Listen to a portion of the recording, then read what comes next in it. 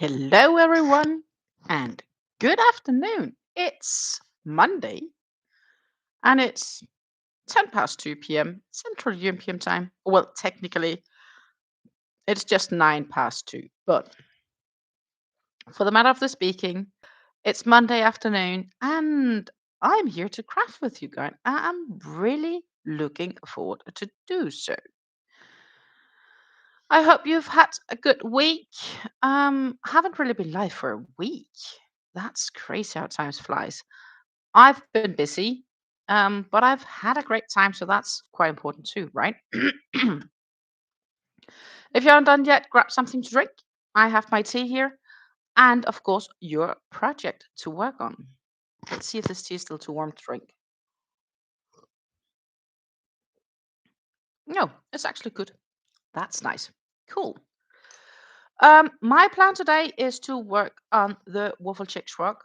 I was making progress on it last time we were live, and honestly, first set, I've basically had very little time to craft at all last week. I was out of the house, um, and I got back, and I've basically been wrecked. And yeah, it's already Monday. I know, Susan. Good morning to you. It's already Monday. It's crazy, and I actually wanted to, and I realize I haven't, to bring um, the twister yarns down to sort of make a finalized decision. But I think I have made one already, though. Um, but I totally forgot about it, and it's all upstairs, so I can't really do much about it. We are not in the same room as my yarn stash. That said, this is my waffle chick shrug. Um, Second cake we are working on still because I haven't had time. I crafted for maybe, I don't know, an hour at best. Well, not completely true. Monday, no, Monday evening I wasn't home last week. Then I worked all of Monday and we were live and stuff like that, right? No, we weren't because Monday I was it was an all busy day. I didn't have time to go live, but I was also not home, so I was working and I wasn't home in the evening. Was prepping for going away as well on top. Um, Tuesday was also just a bunch of work, make sure everything is ready for being a few days off, etc. Wednesday to Sunday, I wasn't home, and I had brought my knitting project with me, which is the cowl. And while I was there, I literally had zero time to touch it. A part of it was like, I suddenly got extra tasks that I had not expected on having, but of course, I don't mind helping out because I like to give back to the sport what I've gotten from the sport. But it just feels a bit like, yeah, I had zero time, and when I like weren't actively doing other things, I was just so wrecked. I was going straight to bed. So I didn't do anything. But Tuesday evening, we did have a little bit of social time on the couch with my partner. For we were watching something that took like an hour, hour and a half, and I was knitting there for a bit. And then so I have been doing a little bit of knitting, but technically not been doing much. But this is currently how the cowl is looking. So I've definitely been doing stuff. It's just not had as much time as I thought I would have. I am now where I need to make the next edge here. I'm at that start of the point of the repeat, but I'm also at the change yarn because that's the first half skein done. That said, my edge here, it still wants to roll. I'm not sure if it's because do I just need to flat lay it or press it or something? I don't know. It still wants to curl. Yeah, no change, unfortunately. So I don't know. Input keen to be had. Welcome back, Adri. Nice to have you with us. So that's the knit progress. That's basically all I've done since the down talk video because I've been busy, really busy. But it was a wonderful time though. Had a great time in the Hague of the Netherlands, and the plan is to progress on this. That is where we are. So just looking from side to side. It's just a plain acrylic. If I would join it now, it's big enough to have my wrist, but definitely can't have my arms. So we do still need to do quite a fair amount of rows back and forth.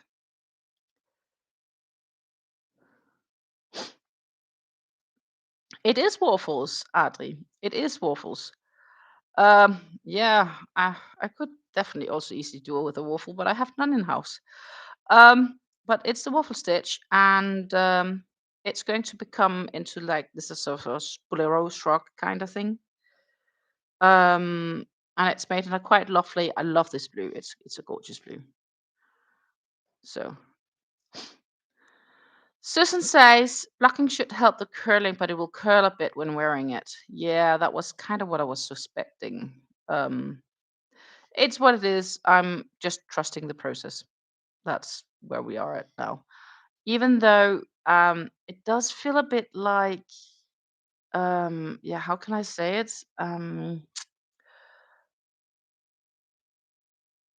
Yeah, I wish it wouldn't curl somehow. And I wonder if the change I made really makes that difference that it does curl now instead of that it wouldn't have. It curls more. I don't know. But I'm really not in the mood to frog all of this and redo it. That seems like a waste of time. I'm puzzled. I don't know. Um, I'd rather not want to frog this, to be honest. It takes time to knit. And it doesn't seem to curl too much here. It mainly seems to be just the edge, just that border.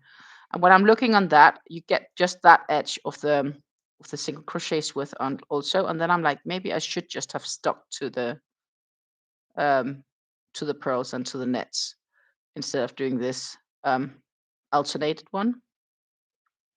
That might have actually looked up better. Even though I do like how this one looks in between, it's just because of the edge. Now you see the curls slightly coming up and around. Mm, I don't know.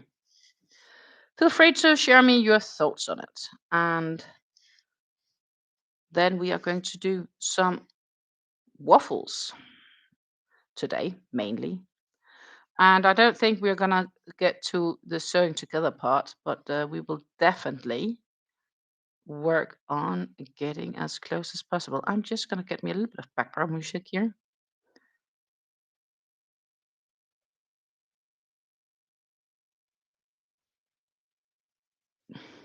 like this.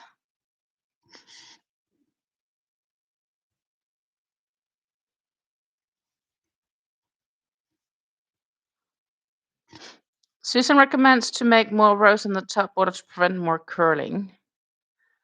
I could, but then I feel I should have that on the bottom border too, and then that reverts me to I should frock it and redo it.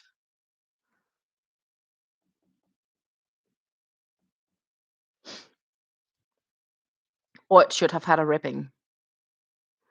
But ribbing kind of like narrows it in, which I don't want, I think. So, ha, welcome to the challenges of life. I don't know, it's not to like I could. The other part is if I do frock it and do this, um, the benefit is I get more enjoyment out of the yarn because I'll get to reuse the yarn, right? Susan says just finish it and make the next one better. Well, that's also an option. That's definitely also an option. So let's see. Let's get you guys down to work table level. We are still on the basic YouTube stream because I did not manage to get my um, new computer sorted yet because literally I've not been home. And when I've been home, there's been so many things to prepare and fix and get ready and yeah. So we're still pending.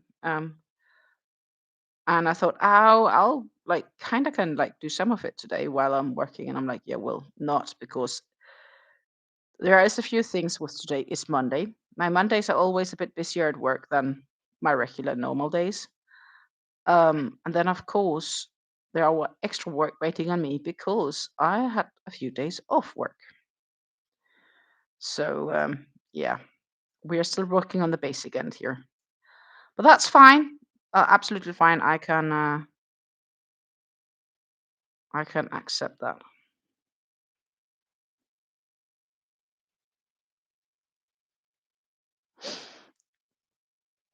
Susan says, I prefer to complete projects of frogs sooner than halfway through. I think this is not even halfway through, though. So I'd technically be okay, I think, with frocking it. Um,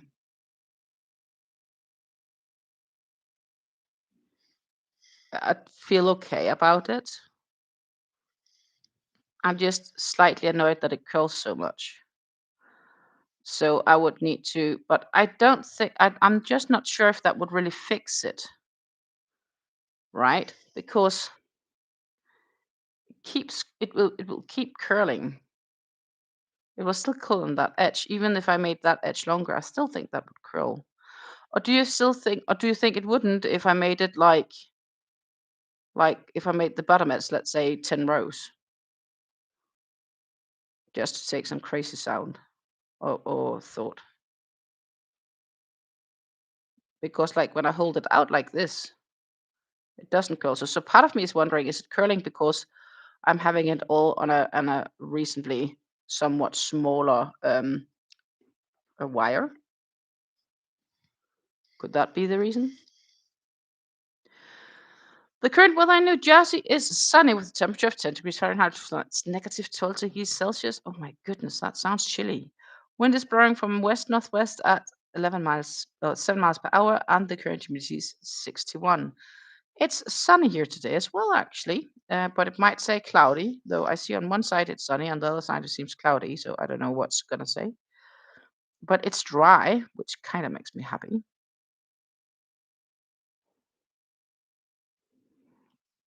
But let's just see what weather says.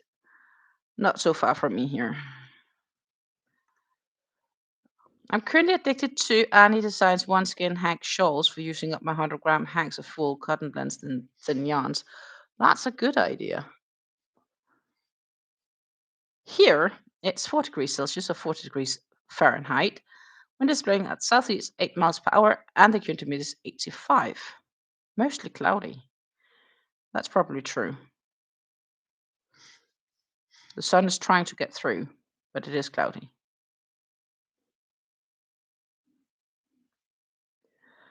Um,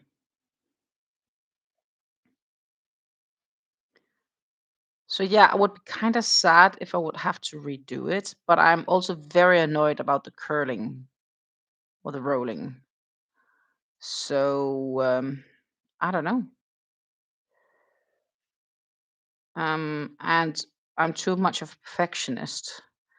And I'm at a stage where I think I want to keep it myself, and then I want it not to curl because else I won't wear it.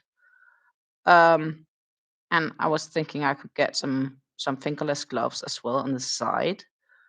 Um, that's definitely something I would have to look sweet at my mom to get her to make for me if she's watching this live. I hope she's agreeing. um, and then we are back to it's curling. It shouldn't be curling. Do I need to make these pearl sort of stitches all the way through? But that just takes a long time to knit. I like just, hmm.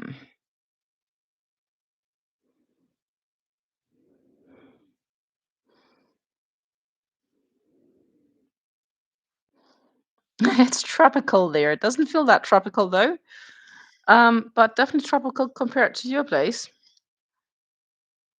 Susan says, frog, use larger needles and follow the pattern. The pattern doesn't curl, but the pattern were curling. And if I use even larger needles, the thing is, I'm already using way larger needles than the yarn require. So I don't know. Another idea could be That's actually not a bad idea. This is the project I'll bring with me when I go to Denmark in March.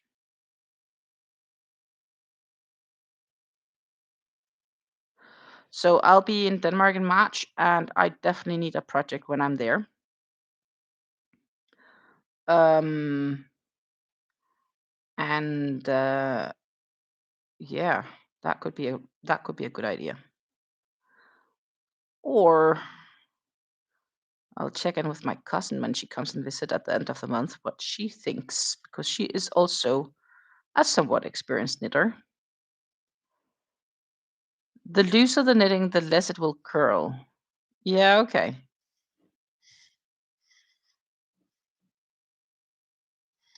I just feel that if I use too much of a bigger needles, it starts to get too airy, and I don't feel it's that tense. But the first row is always a bit like iffy, I think.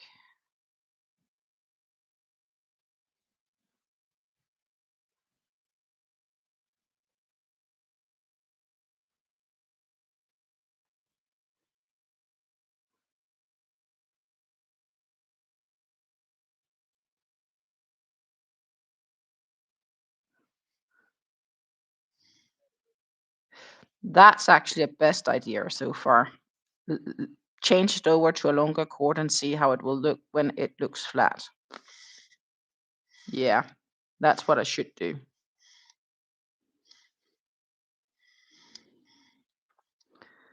And I definitely have a longer cord I can transfer it to, so that's not a problem.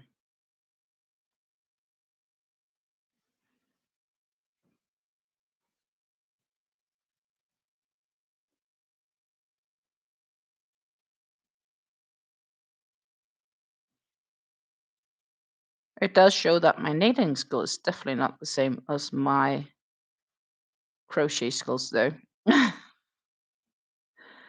Could also be I should stick to hats. um,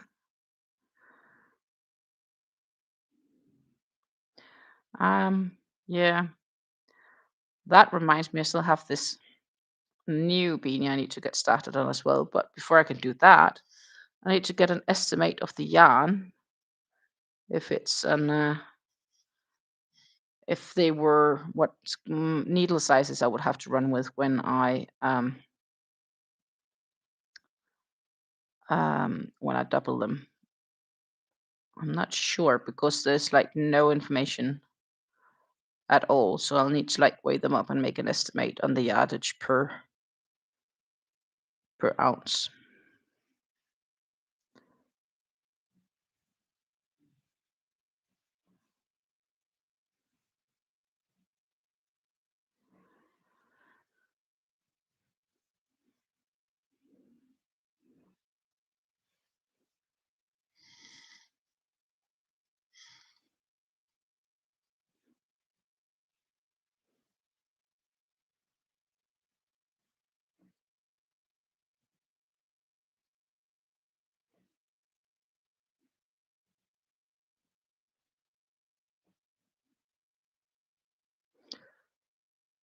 But yeah, so it was a good week. It was just a very busy week, so I didn't really get to do much. Um, I have plenty of things to get done this week too.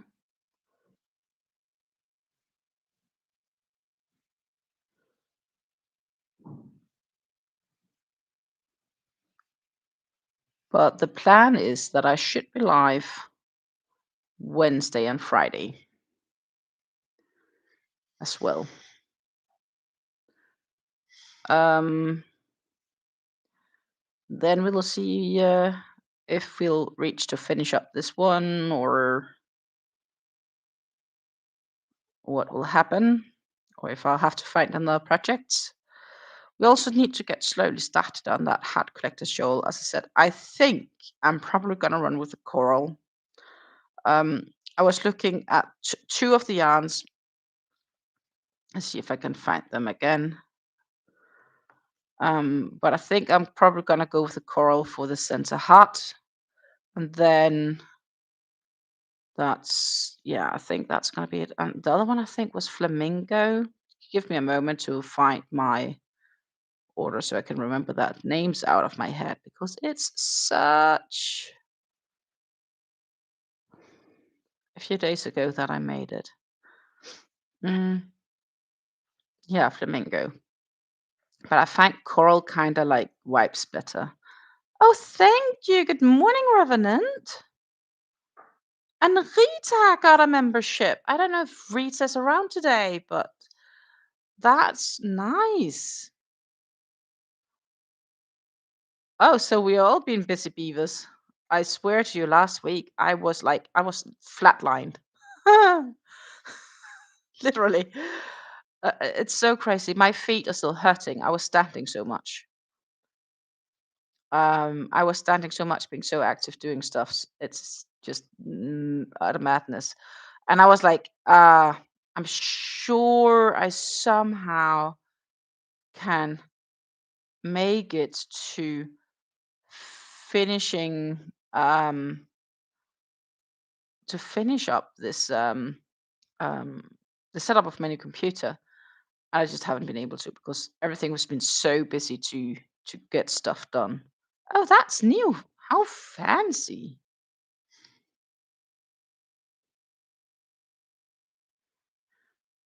But just before we get there, we do have to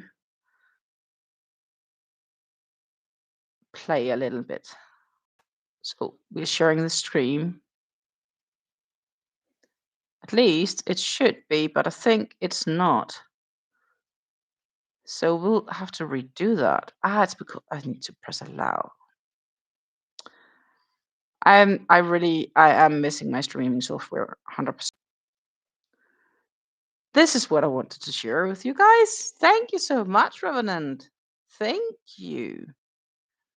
Super appreciative. I have been missing you all, just so you know. Even though I've not had time to craft, I've definitely been missing hanging out with you guys.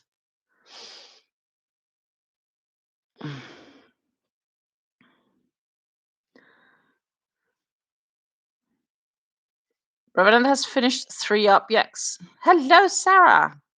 Thank you. It is like this really like royal blue. I really love it. Sarah's going to be lurking around while she's working on a baby blanket as her grandson is due on the 23rd. That's like 2 weeks, less than 2 weeks. Oh, well, exactly 2 weeks. It's exciting. Will you be done on time? I don't know how far you have to go on the blanket.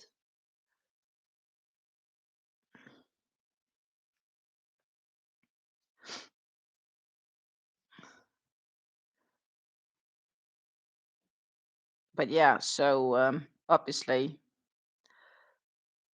so I was like really the last 2 days, when I had to get up and walk, if I had sit down, my feet, like my whole body would be like aching, and I would have to like kind of get started. Um, and yeah, I've really been standing a lot. Um, Probably reversed my lifestyle in the sense of um, on my really bad days, especially back at my old job. Um, I was sitting a lot, and compared to what I did this past few days, that would have been the straight opposite. I was constantly standing, very little sitting, constantly moving, being active in the sense of, and my body just told me that, especially my feet, they were like saying, "Time to have a break, lady, time to have a break." And I was like, when I laid down to sleep, I was like instantly sleeping. Um, And when we had to drive home, I was trying to stay awake to be a nice co-driver to my partner. And, that worked for like 20 minutes and I slept the rest of the way. I basically more or less woke up when we were a kilometer away from the exit to our place, which is like an hour in the car, just sitting straight up sleeping. So I was like really, really tired. Um, so I got home, we got some lunch. Um, I went to get the groceries and do a few things. And then instantly after that, again, I was like ready to take a nap on the couch, and I still feel too so wrecked. Right, I woke up after my full night's sleep this morning. It's crazy. Still catching up.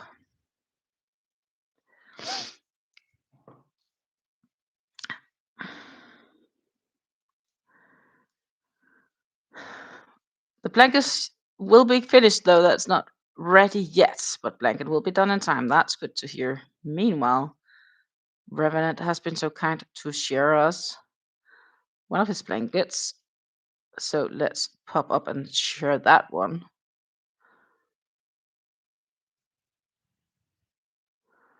Let's just no.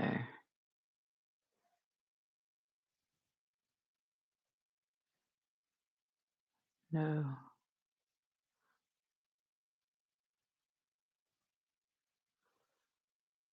Yeah, maybe just do like this. Then pop over here. Ta-ta!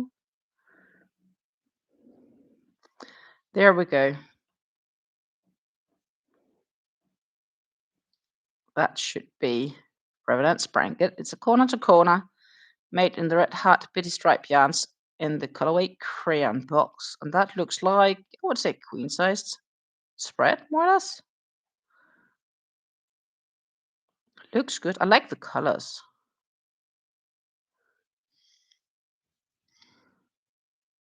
Susan is asking Revenant how many skeins went into this one. 8 skeins.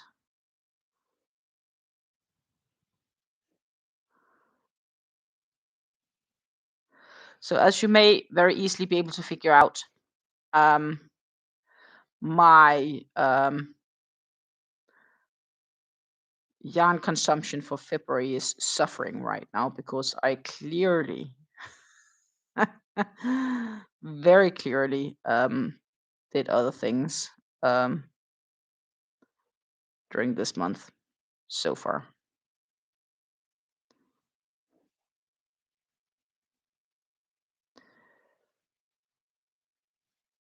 Now I'm just debating on if I need to frog that piece to redo it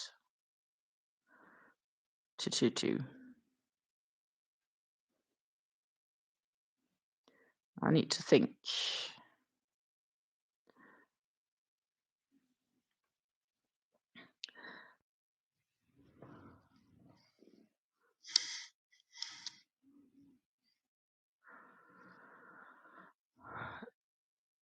That's actually a good question. Susan is asking Roland if he holds his crochet project when working on them on the lab or on the table.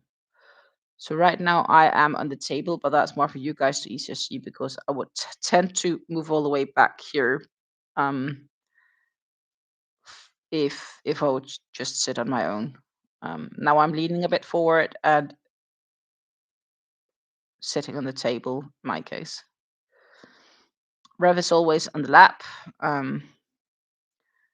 Yeah, I did that too when I was making Fleur.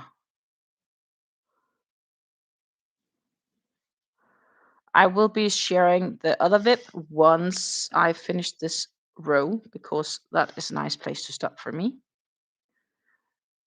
So if we're just patient for 2 more minutes, maybe less, we'll go have a look at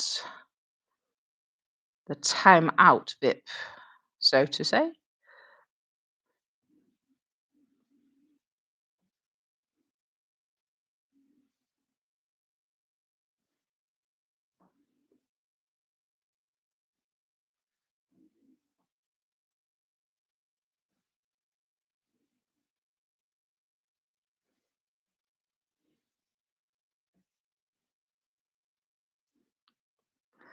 Meanwhile, I completed another row.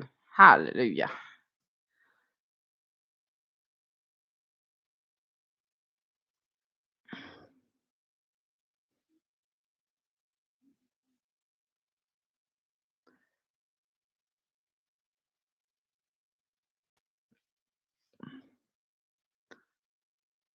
There we go. The cat stitch scarf.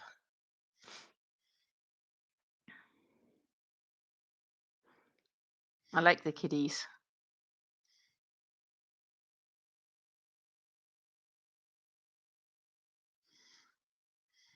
Kitties are so sweet. Bit of a tappy minded. Kitty, kitty.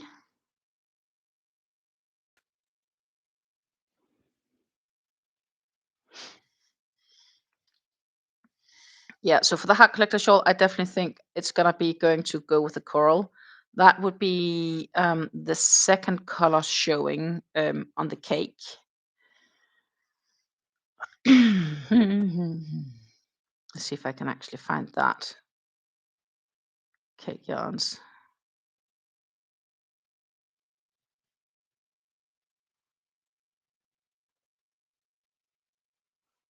Oh, Twisters is on discount, 50% off. Sweet. If one wanted them. At some stage, I'll kind of people out there, they're like limited editioning some of them, and I'm like, "Ah, I should not get any because I have so many already." Anyhow, let's share shortly again. Next time I do the stitch, I'll need to hook up for the chain. The scarf costs a lot more than I like, but it's a scarf, so it's okay. Yeah. That's kind of how I feel with the cowl right now. What I thought would fix the curling is definitely not fix the curling. It's still an issue because I think yeah, it's probably true. The rows aren't long enough down there. So I need a longer bottom. 3 rows is just not enough. That's the issue.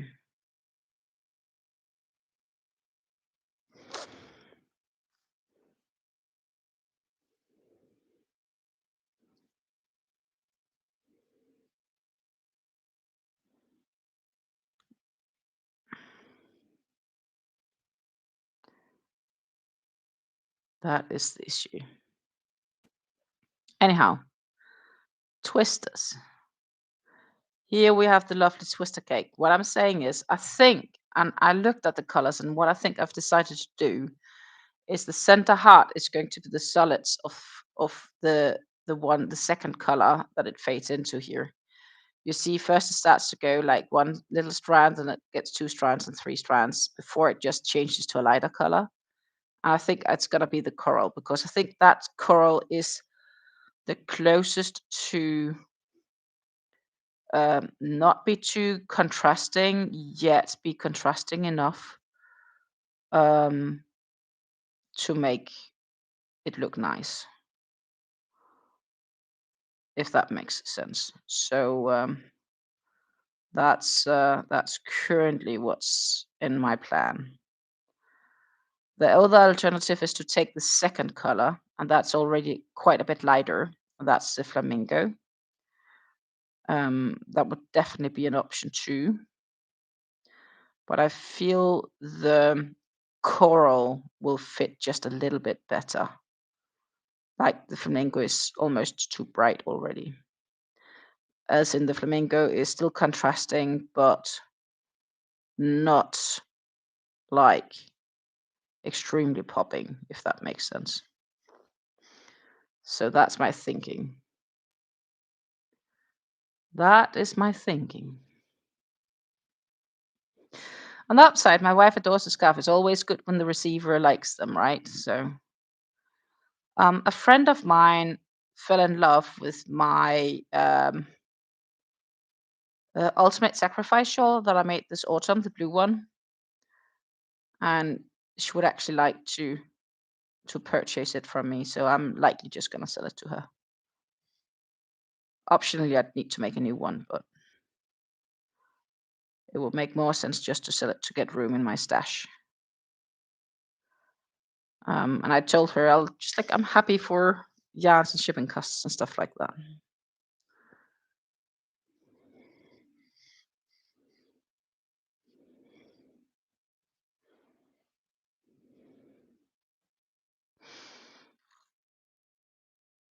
Rosewise does not crochet.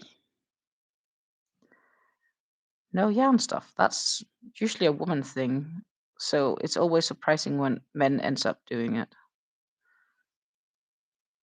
But on the other hand, my granddad could knit. And my dad, if he remembers, he did when like many years ago.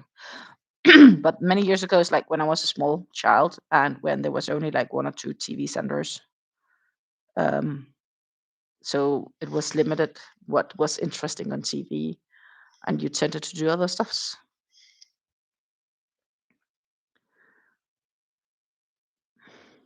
So she does journaling. Okay.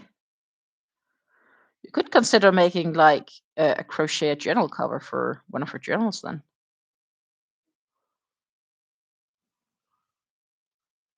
with a cat motif, maybe even.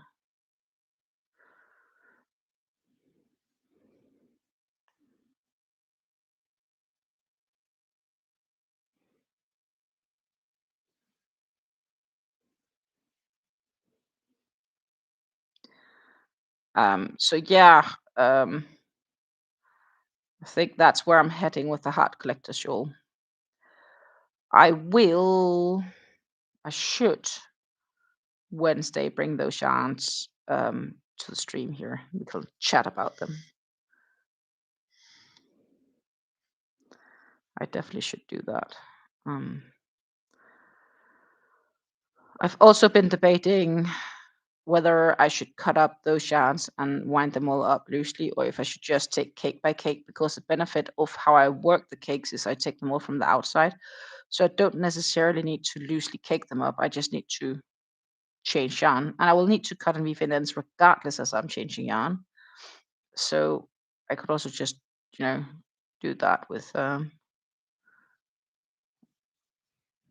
not caked up. Unless I want to completely color control, and then have the complete rows completed. I have a bunch of leftover yarn afterwards. Mm-hmm. Choices.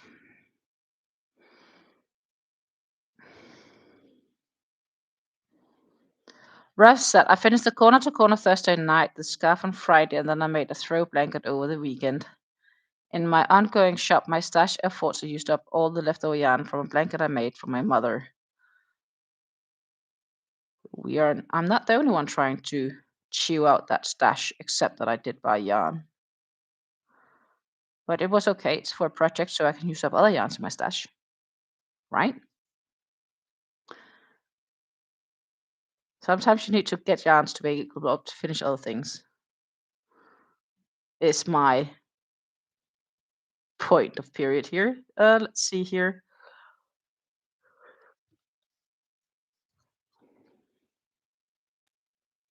There we go. Tiny granny blanket here, made with a banana blanket yarn in purple ombre.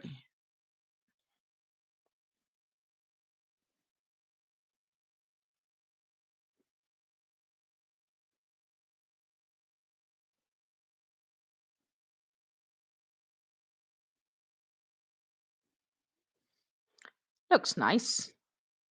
So basically just leftovers.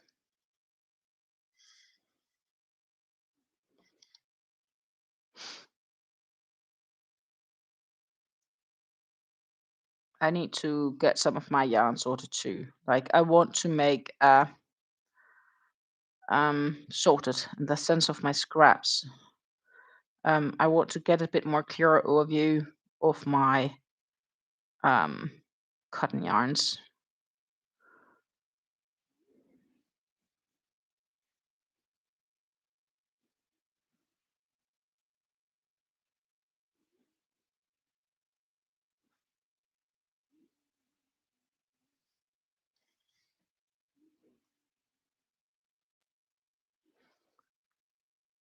Yeah, it's a lap wrap size, so it's 40 by 50 inches. Okay. So it's a bit more than a meter by meter.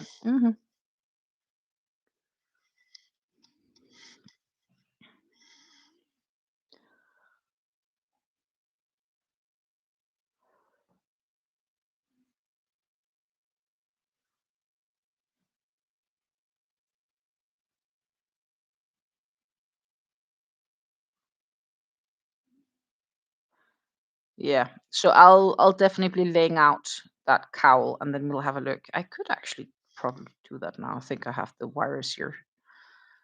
Um, but I'm afraid I maybe need to consider frocking it.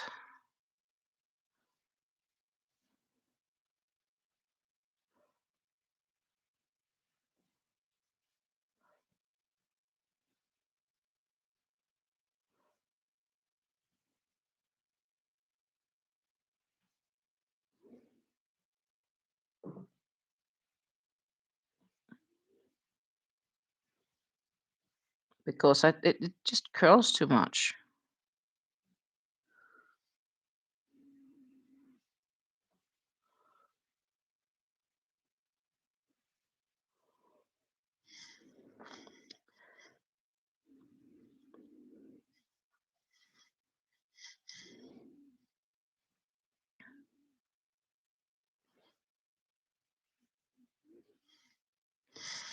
I played around with the construction of that last blanket. Started as a square and then it turned out into a rectangle.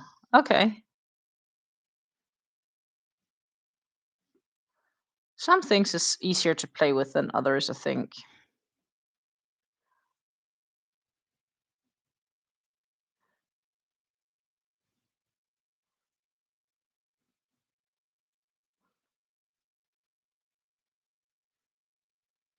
Mhm.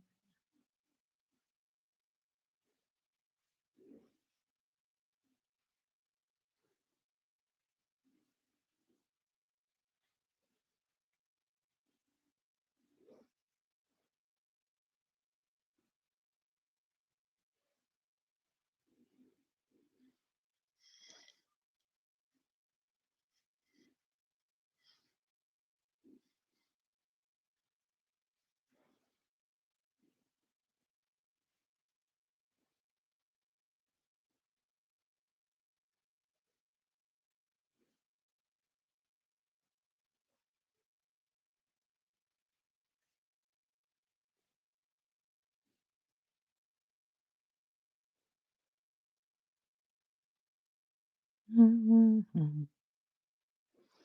Cracking on. So yeah, I'm gonna see if I can do the wire transfer once we have completed this row, just to see if that's actually gonna change. And else I may need to consider the fucking bit. And if that's gonna be the direction, then I definitely need to figure out for tonight another project I can work on at the couch because Um, we are watching something every Monday together, me and my partner, and it is something that I technically can craft to. Optionally, is I can bring this project with me to the couch, of course, because this is pretty simple. Repeat. My dog had been getting jealous of everybody else getting crochet things. So I had to make her something, and she loved the blanket I made for my mother, so she kept playing on it as I was making it. So I guess your mom ended up not getting the blanket, but your dog did. If I hear it, you're like this. Ah, that's a bit funny though. I made a granny stitch lap throw for donation in the vintage yarns that I bought from Yuan. It's surprisingly nice. I'll send Stina a picture that Rev will appreciate. Yeah, sure. Ah, okay. Your mom still got the blanket. I guess your dog needs to get one too then now, right? Ah, right. Okay, I gotcha.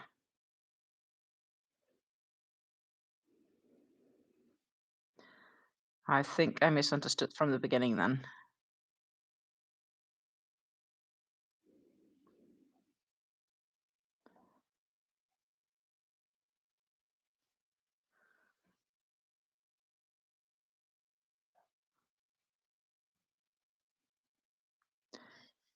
So Susan will be sending me a mail with a photo. I will check that as soon as we are at the end of this row. Then the electronics has time to get it moved to where it should be. Susan has time to get it sent.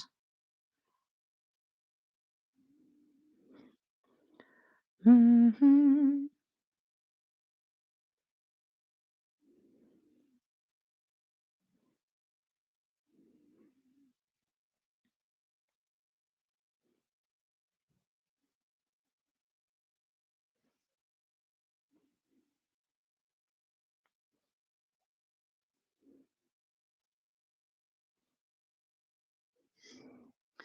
But ideally, I know exactly how I'm gonna progress with that cowl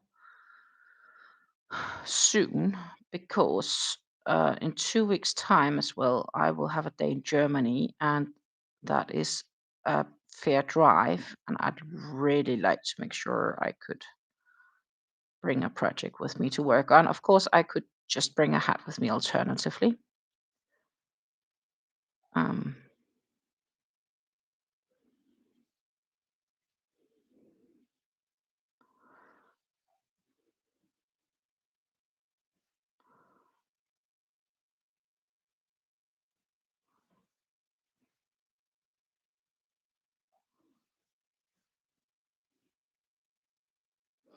but I have a few days to think about it. So first of all, I think I will later today measure on for that hat and get that one cast on.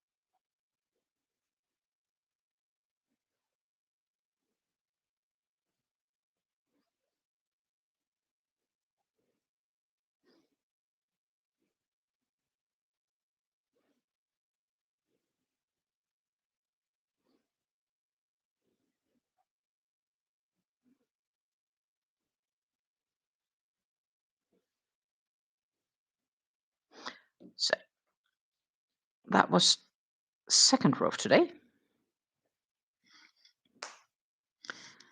We are gonna check if I got mail.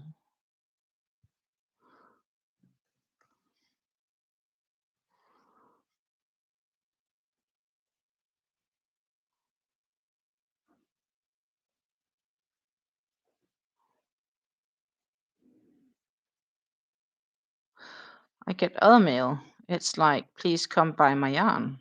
No. Thank you for the offer, but no. I am destashing.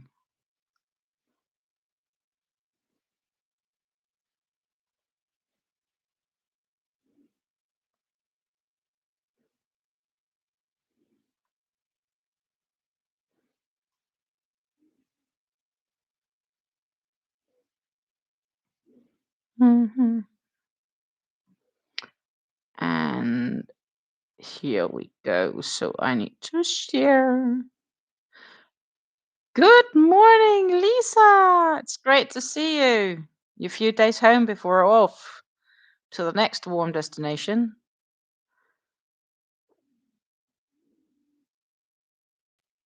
There we go.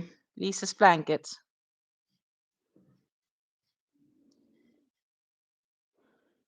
That looks gorgeous. 26 by 20, no, 36 by 36 inches. I love the colors.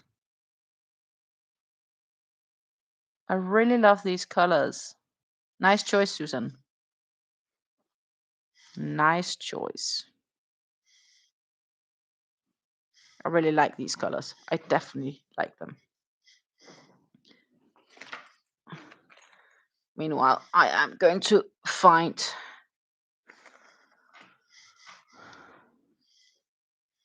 It is very pretty. It is super, super pretty.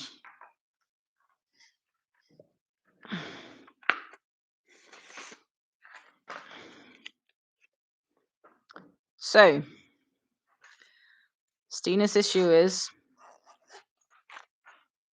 that it curls, so it keeps curling. So we are trying to thread not on the short wire. This is my for hats.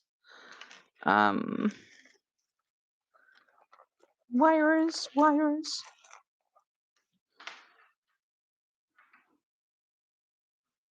They all seem short. These are all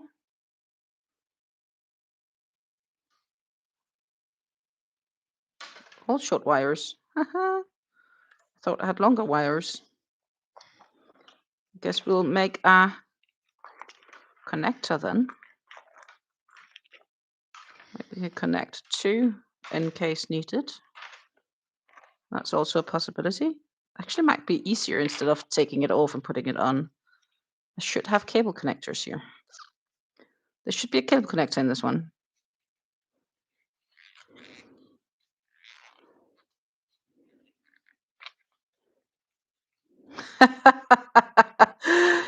Lisa changed travel plans last night. They were indecisive.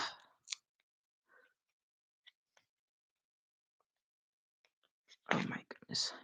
Indeed. Oh no, that's not connectors. That's not connectors. These are just like opening and closing. Where are my connectors? I want my connectors. Are they only the other one? That's also upstairs. I would be really sad if that's the case.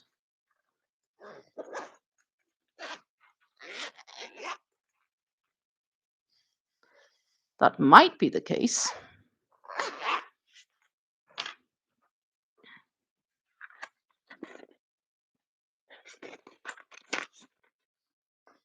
Hey.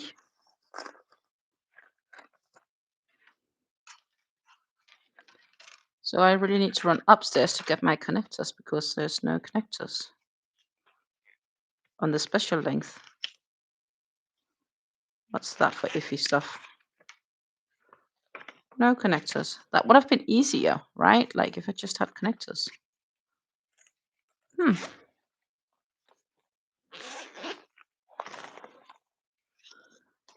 So this means technically that I get to run upstairs to pick up my other set because I want the connectors.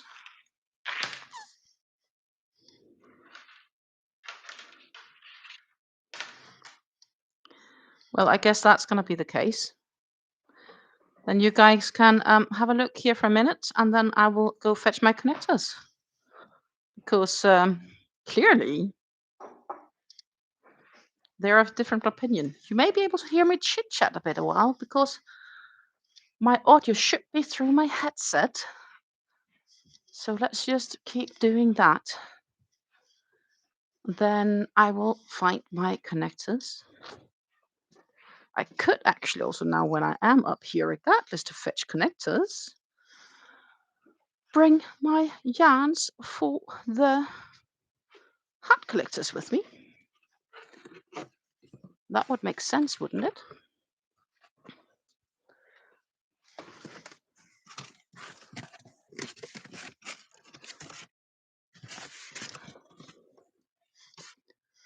So I'll just do that while I'm up here in anyway.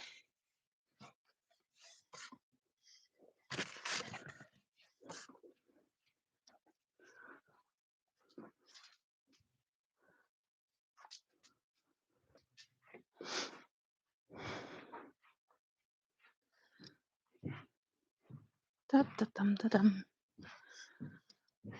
And we are getting back downstairs.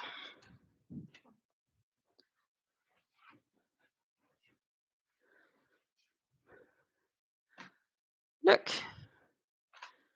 But also yarn.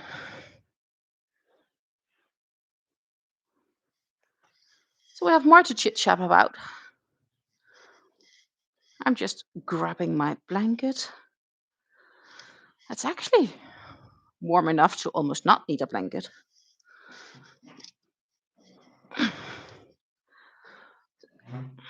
So, okay, I catch up and chat. Instead of spending the second week in Madrid, we're going to Gibraltar. Gibraltar's a lovely place. I think you won't be unhappy about that one. Oh my goodness. I've twisted this yarn around a few times.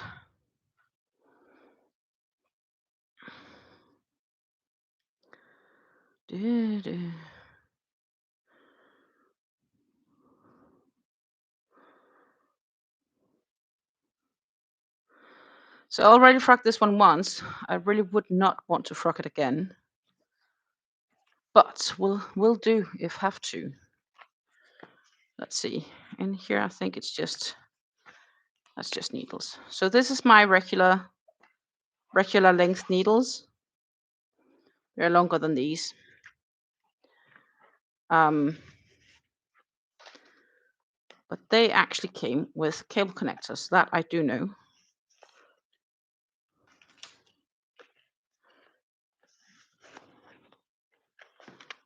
So they claim at least. Oh, no, no, no, no, no. And I think they also came with longer wires. By the look at this. Definitely a longer wire. So if that's the case, we'll leave all the shorties to the shorties. Then we'll empty this one out. I think this is just end caps. But just in case.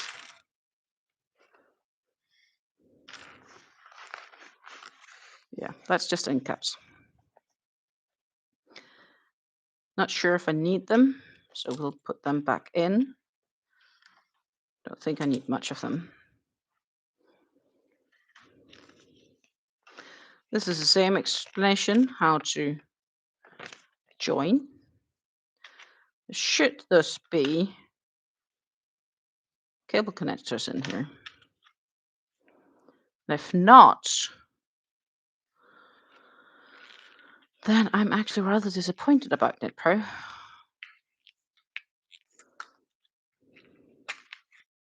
Yes! Look here. Connectors!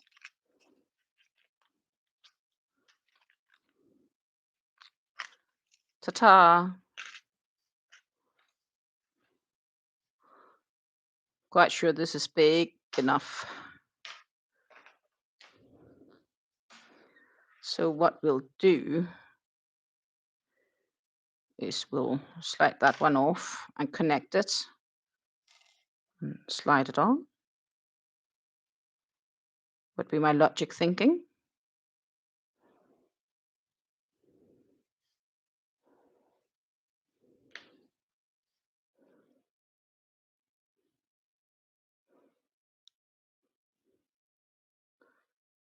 Connector on. Check.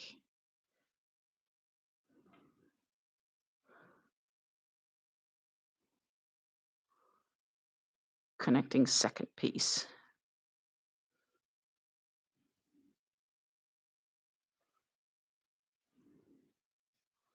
Check. Ta-ta.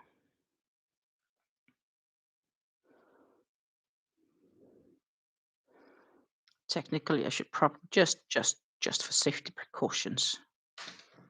That is at an end cap, right?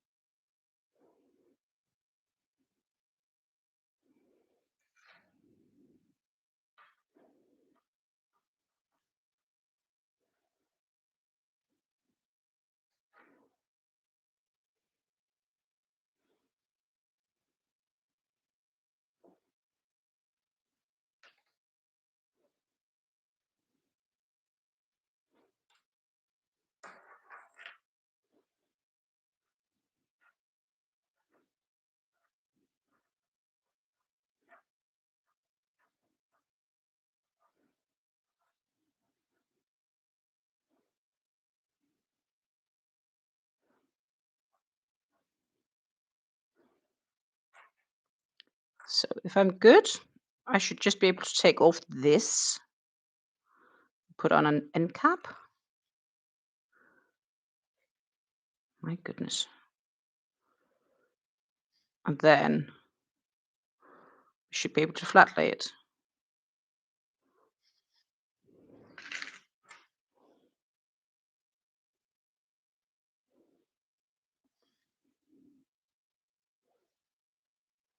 Hello, May!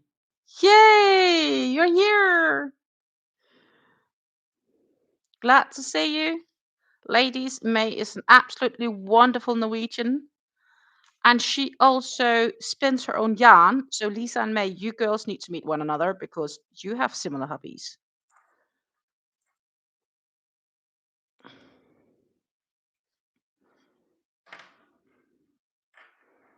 Right. So now we are kind of like exploiting more width of the wire, but it still curls. So I think it will remain curling. So then the conclusion is I will either need to make that first piece way longer, but the question is, will it still curl um, when you start doing the knit? I don't know.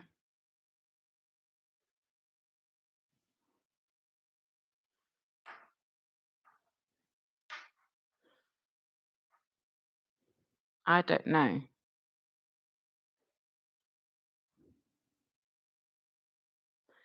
But yeah, connectors is basically you can connect wires to like increase length. That sense of connectors. But it still wants to curl up, even if I flat lay it by the look of it. Like, not that there is much room to flat lay it, but look. The corner won't because it's kind of like edged, but if I do it like this, then I can get this corner to stay flat, but then the middle will curl because it gets the room to curl. So it wants to curl. And it's not tightly knit. It's not tightly knit. So yeah, I don't know. I'm not too happy.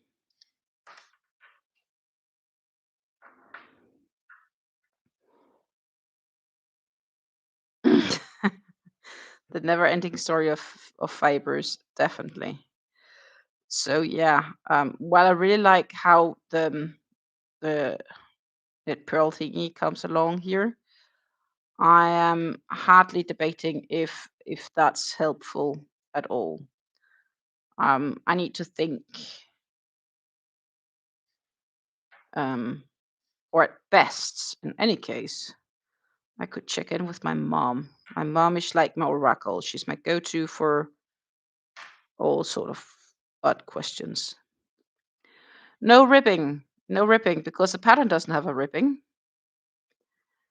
And yeah, I don't know if the ribbing would make it inch together because I don't want that either. Or I could do ribbing with a way bigger needle, right? But then we are still back to me having to frog all of this. It's half a skein. It's quite some hours of work, but it's a lots of hours of rework I can get to enjoy again. Looking on the positive side of things.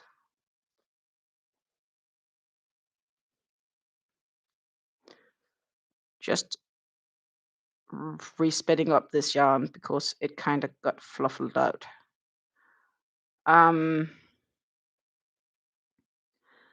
So yeah, I may check in with my mom and see if she has a good idea. She's a good one. It could be that she's not watching today, or maybe she is watching. She's just listening because she had last week, Tuesday, she had a cataract surgery. And cataract surgery is basically, yeah, on the first eye, and she needs to have 2 more eyes done. A color of rows of ribbing should fix that curl. Yeah, that's what I would think too. But then I wonder if it kind of inches in if the ripping would kind of like, like ripping tends to go smaller, if that would then happen. I'll think about it. Um, I definitely need these and the connector later. Not the connector, the thingy. Oopsie daisy. Yeah, I can do that. I can definitely just throw on my 5 millimeters and do it. That is not an issue.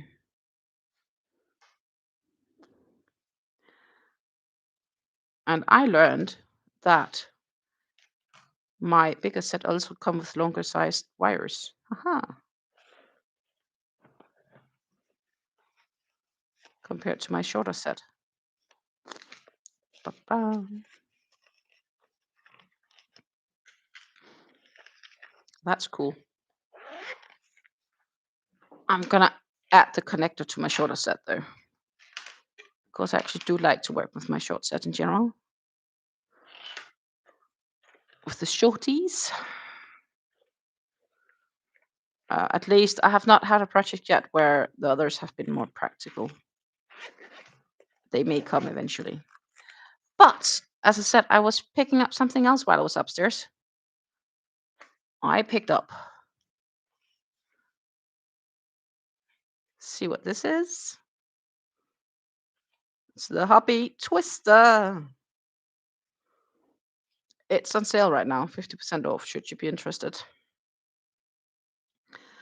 Um, but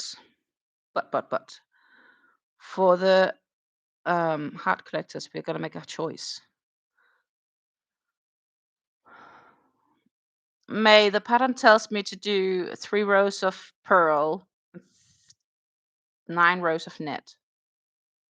3 rows purl, 9 rows knit. 3 rows purl, 9 rows knit. That's it.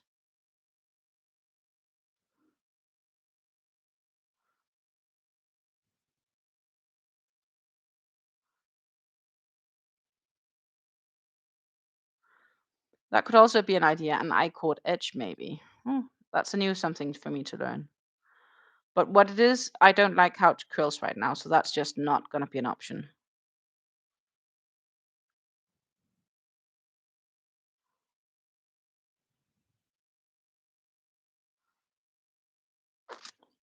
Susan sent me a photo of the cowl I'm trying to make, except she's made it in a bit thicker yarn.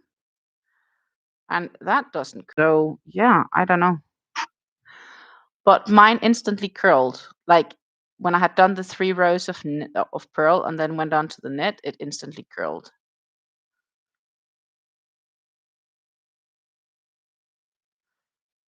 So I'm just not sure. It looks nice. Like how the color changes. It almost looks like those color changes are coordinated with how you change the stitch. Bit funny how that happened to align. Looks good, but it's not curling, but mine is. To just be the yarn.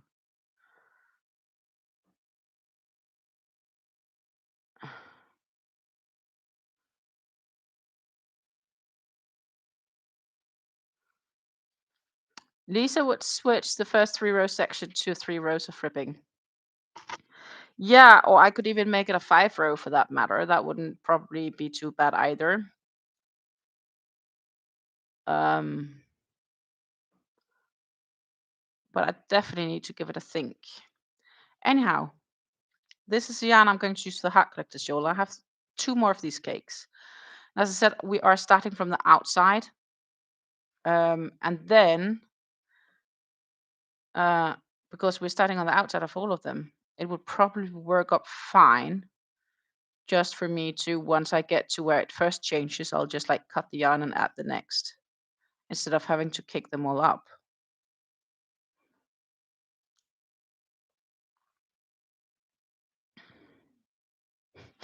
Exactly, May. It should not curl, but it does curl, so I don't know. Or maybe it's much tighter knit than I thought it was, but honestly, that's not my impression. Like, it's pretty airy. And I did like knit, purl here, alternating both of all 3 rows. But yeah, it still curls, and I was like, okay, I'm trying to believe in the process. I'm continuing, and I did that, and now I've kind of like done it enough, and I'm like, okay, it's still curling. So I don't know.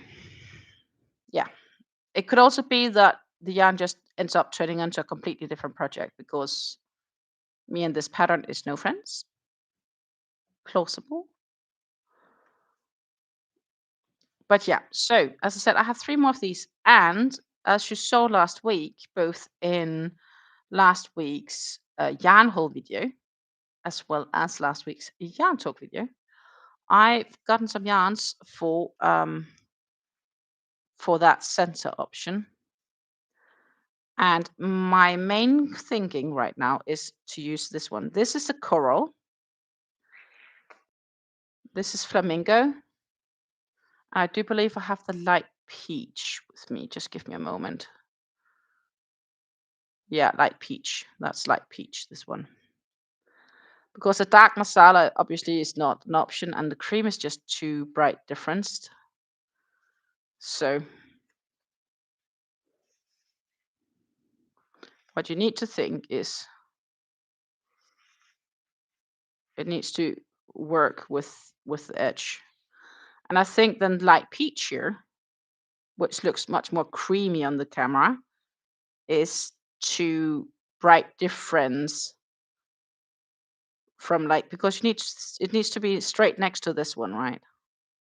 So that's too different. So that's not gonna happen. I will use it for another shawl. I just haven't planned which yet. So it's gonna be either of these two.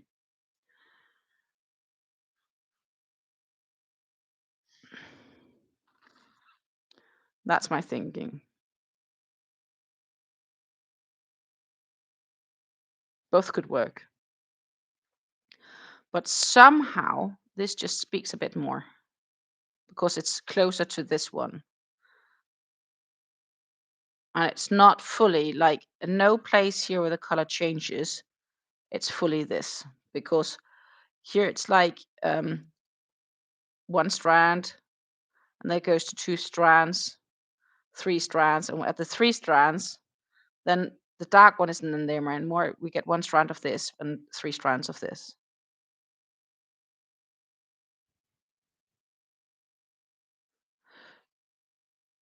Now I might have changed them out round, by the way. I don't know what's left and right, but because for me it's opposite. So this is coral. The dark one is coral. The light one is flamingo. And I feel coral will pop better. I feel flamingo is too light. Yeah, the darker coral. Yeah. That's also what my stomach is telling me. And these look great together also, by the way, in real life. Like, that's not the issue. It's just for how. Yeah, exactly. Megan and Lisa seems to agree here. The coral seems to coordinate better. That's also my thinking, because we also agree this one is way too light, right? Like, And these two, by the way, the flamingo and the light peach, they're hot together too. So I'm definitely gonna make more shawls, just not necessarily this pattern, but with a color control shawl. But I think we're gonna go these for the hat collectors. The only thing I haven't decided is, as I said, as I have 3 of these cakes, I haven't decided if I'm going to like cake them up each color, which is a lot of work, or if I'll just take them one by one, which I think I'm gonna do. I'm just gonna put the first cake on the spindle, keep working until the color change come with the 1 strand of coral, and then take the next on, keep working until that color change comes, etc. Because I'll have to cut them anyways at that stage and weave in ends. So I think that's what I'm gonna be doing all the way through. And then I can decide if I want to to what extent that is that I want to color control um,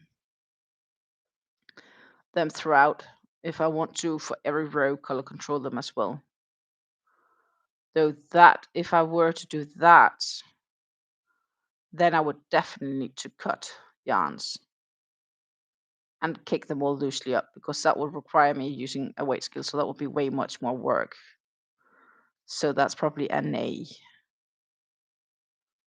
And for every third I get to, I can just like let it go to the next color. So that would actually be easier. Less ends to be thin. I like that plan. I am going to put all of 3 cakes next to one another just to make sure they are indeed dilated very close to one another. It's going to be a lot of work, yes, Megan. It will be color controlled to some extent. So it will still be to some extent color controlled, but yeah, it's going to be a ton of work. You're absolutely right. I'm kind of by the thought. um, I'll be fine. The color control will be worth it. Yeah. The only question is obviously the extent of color control that I'll end up doing. But it will be a ton of work, a crap ton of work, to be honest. But that's my plan for the heart collectors. If I'll start on it this week, I don't know. It might be next. Kind of depends on how things flow this week because, as I said, I have a bunch of things still to do. I just got home. I'm still wrecked. Like my body is telling me, like a part of me is like, yeah, I should go to the fitness, and I'm like, I'm still recovering. I shouldn't. And then also, I've actually gotten to the conclusion, especially over the past 2 months, that I've not used the fitness center as much as I had wanted to, but it's not because I don't want to, but it's more because I don't have the time. Um, so I'm wondering if it's actually worth it. Also, the time when I am there, I'm not necessarily seeing the progress I really wanted or had hoped to see. Um, so that's not where I need to take it from. And when I then finally have time to actually go to the fitness, they're fucking closed. Sorry for my French, but genuinely. So I am debating on alternatives.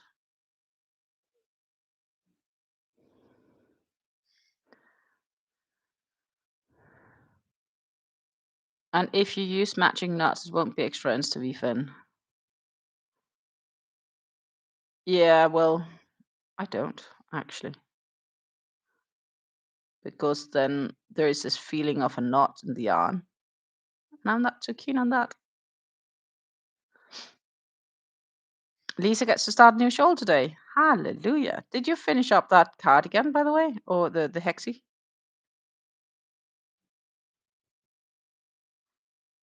Leg day cares not for you. Woes, it comes for all men and women. Yeah. Well, my feet was wrecked last week, I tell you. They still are. I can still feel I've been standing a lot the past week. Um, it's better today than it were yesterday, but definitely it's still very much evident what I've been doing.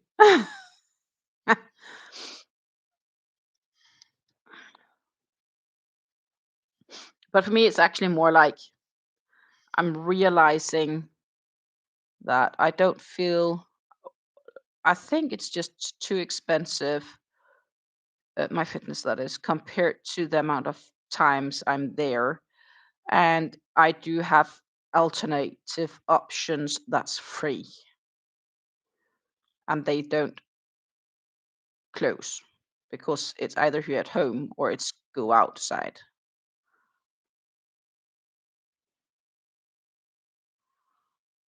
And then it's just about me being um, good enough at doing it.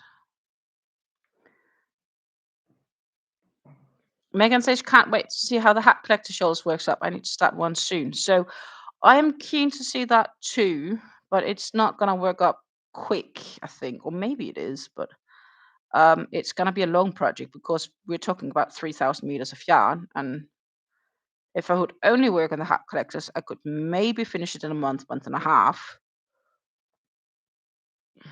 if I was good.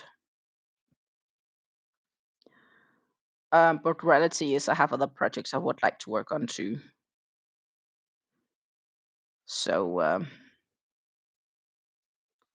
there's that.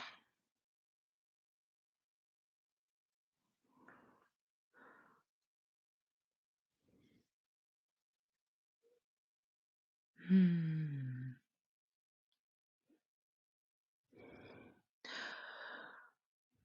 I finished all the crocheting. I need to block the panels, join the and do the edge, but I don't have time for that before we travel, so I'll do it when I get back.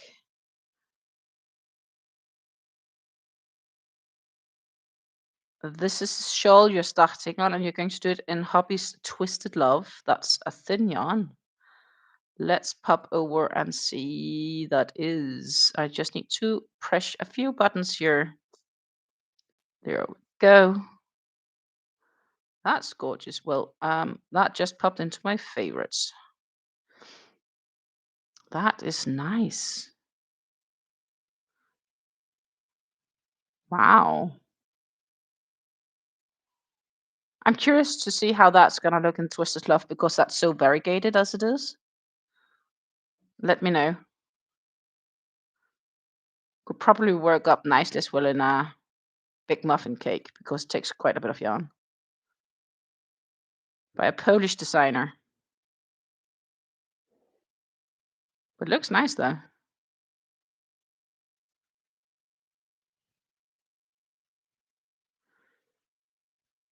Lots of options here. Nice.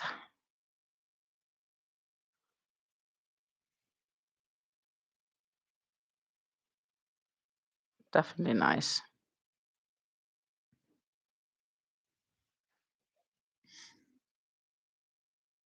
Same design as the cardigan. Okay.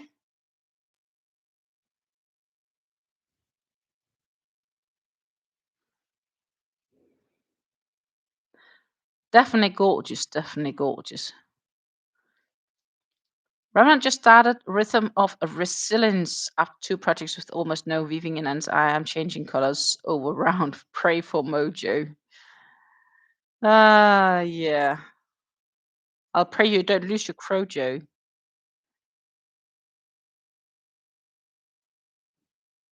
I do believe I've done this or a similar thing to this.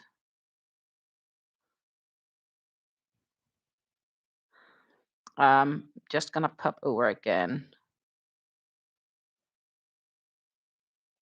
Mm-mm-mm.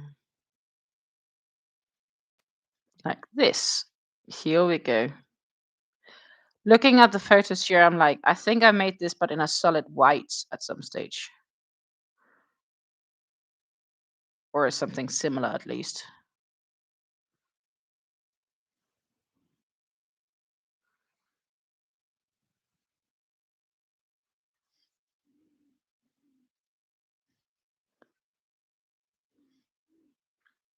They look quite similar to what I'm thinking of. I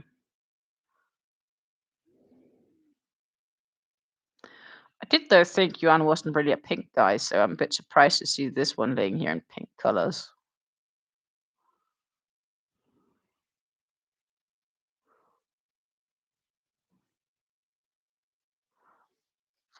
Looks nice. Love the color changes of him.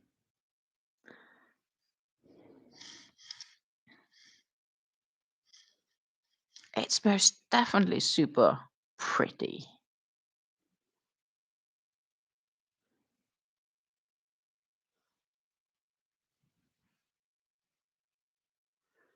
Ah, for Breast Cancer Awareness Month. Yeah. I'll do a purple one then for lymphoma.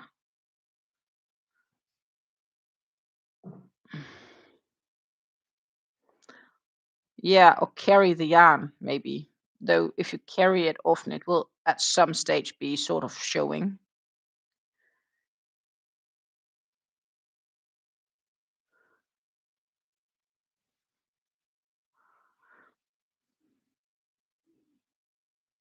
But the good thing is we did decide now on the twisters um,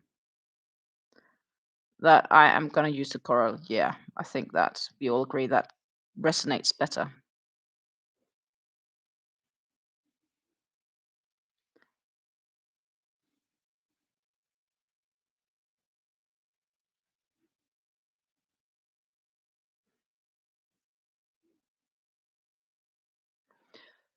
Yeah, so you basically do a round, and when you're sure you have no mistakes, you weave in the ends. That's what I did with Fleur.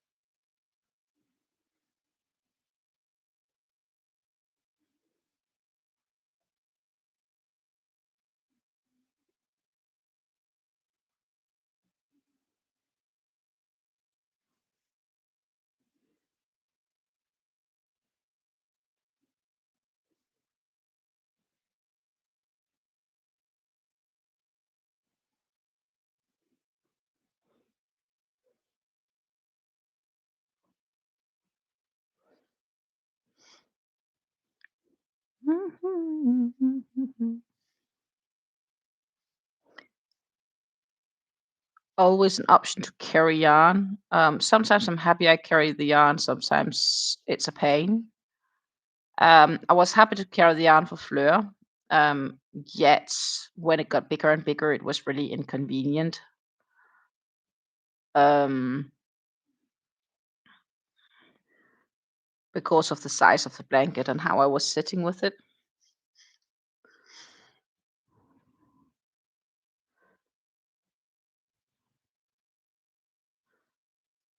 My shopping list for yarn in Spain keeps growing courtesy of my hubby, so he's requested more sweaters.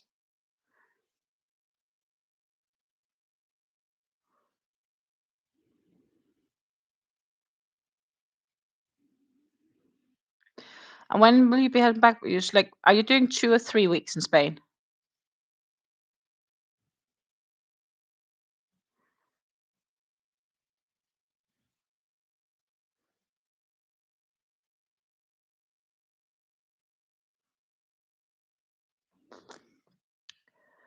Rev says, I dislike the look of carrying yarn, plus I like blankets that do not need to worry about front side, wrong side. Fair.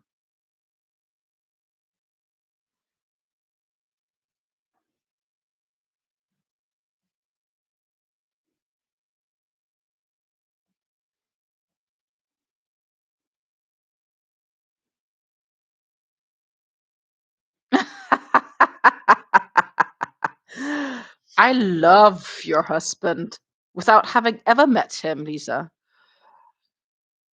Uh, she's like, he told me last night it was completely serious. Was completely serious that when we're in Barcelona, he'll buy another suitcase to get it all home. 2 weeks gone. Megan is also going to Spain and Portugal. I spent time with a bunch of Portuguese this week, past week, in The Hague. They had come all up. Lovely people. I'd love to go to Porto at some stage because Well, I've been to Lisbon. Lisbon is a beautiful city, but I'd like to go to Porto as well, just at some stage. Not in a rush.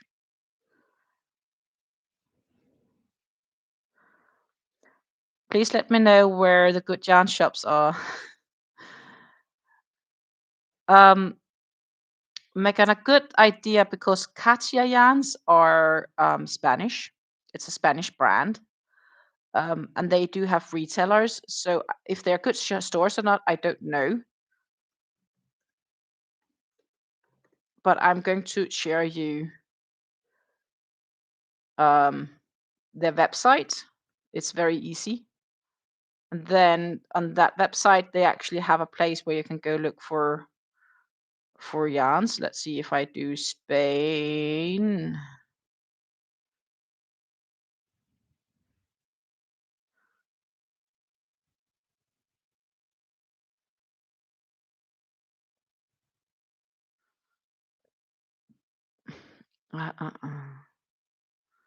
You go look for shops. Yeah, allow is fine. Whoops.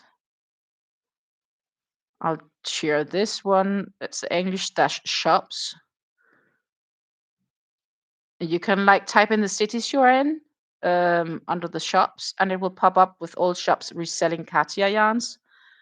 And Katia is a quite known brand here in Europe, especially in the southern part of Europe, obviously being Spanish. I also have some Katia yarns, and some of them are really nice.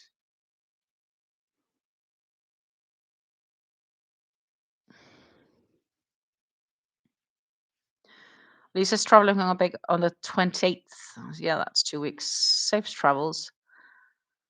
Hey, Elfa.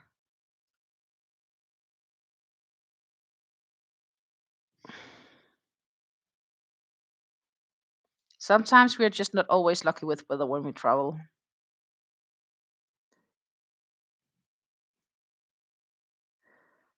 But Megan, uh, save that link that I shared to you. Then in each city, depending on when you have time, they you can like see an overview of Google Maps, and you can see where there are yarn stores reselling Katia yarns. One of them in Barcelona is like 200 meter walk from the Sagrada de Familia, which is like a massive tourist attraction. I don't know if the yarn store is any good next to the fact it sells Katia yarns. That's valid to say. So I can't speak for each of the yarn stores because they're just resellers of this brand. So it's basically like more like an overview of where you can find stores that sells Malabrico or Premier Yarns or whatever, but they're like random different stores.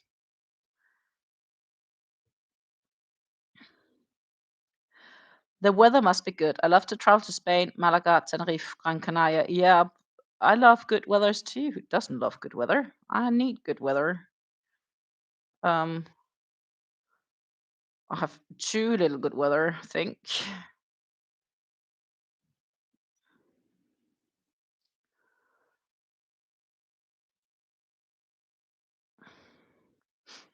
I'm ready for summer. And I'm definitely ready for good weather and vacation at some stage. That's not me rushing around doing stuffs. Ladies, I do have to apologize for a few because I need to use a toilet. So I am going to leave you guys here for a few minutes and I'll be back, I promise you.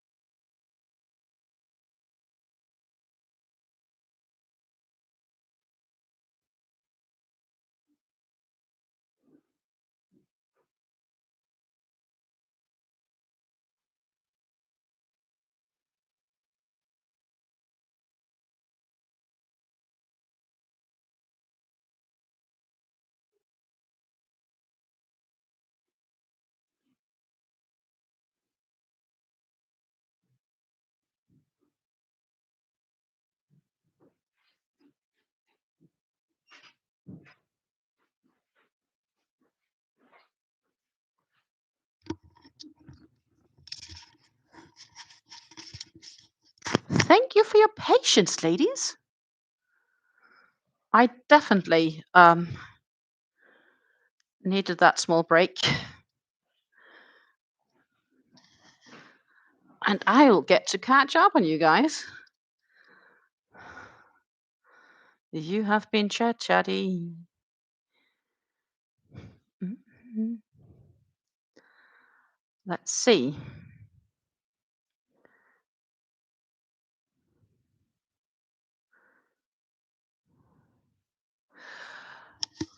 Alpha, I'm working on the WaffleChic Shrug. So it's going to be a shrug slash bolero. Sleeve wise, about length here.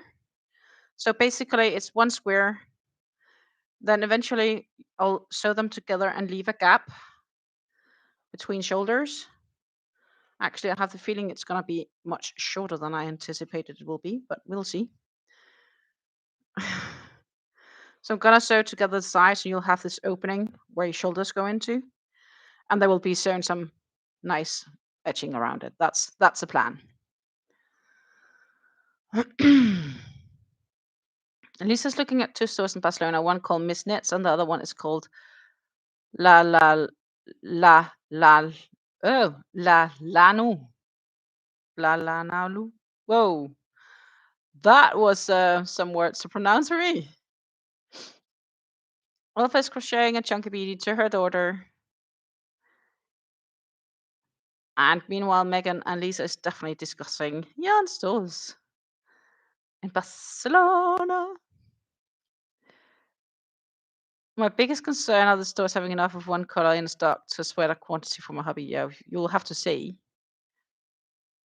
Quality yarn store usually have enough for any big project, and if not, they will order it for you. At least here in Norway, it isn't an issue.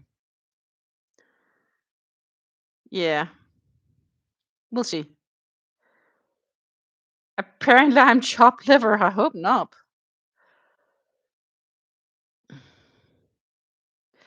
Have anybody been watching the Olympics? I haven't had time. I'm actually highly debating on getting myself HBO membership back because I can watch the Olympics. Plus, I can watch some series that I'm kind of like put on hold to watch, which I want to watch, which is on HBO.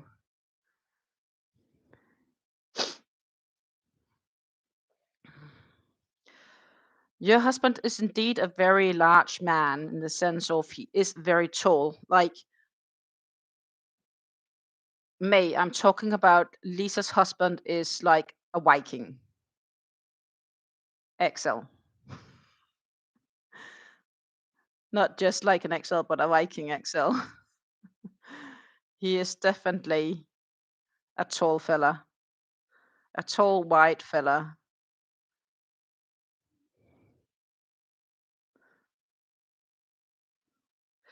I hope it will be really pretty. Yeah, exactly. So it's a waffle stitch, which basically is a very simple 2-row repeat. I tried to do it a bit longer, and I think I don't know if it's gonna fit um, lengthwise. Maybe I'll end up that the sleeves are a bit shorter than I expected them to be, but cool. Then I learned something. Um,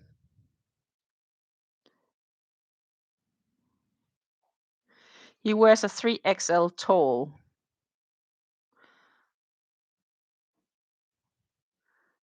Yeah, because he is tall. Like, my goodness. I think you can stack you like twice and you have his height.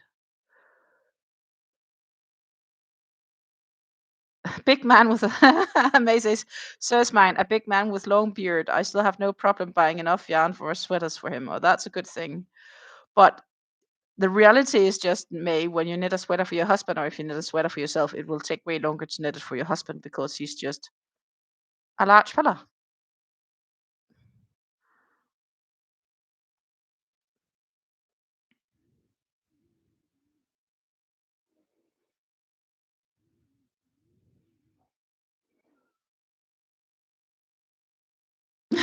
Either with long hair and beard. He is definitely tall, that's for sure. Multiple tall people. Mine isn't that tall. My partner is only 185. No idea what that would be in fancy US terms heights, um, but yeah, mine is below 2 meters.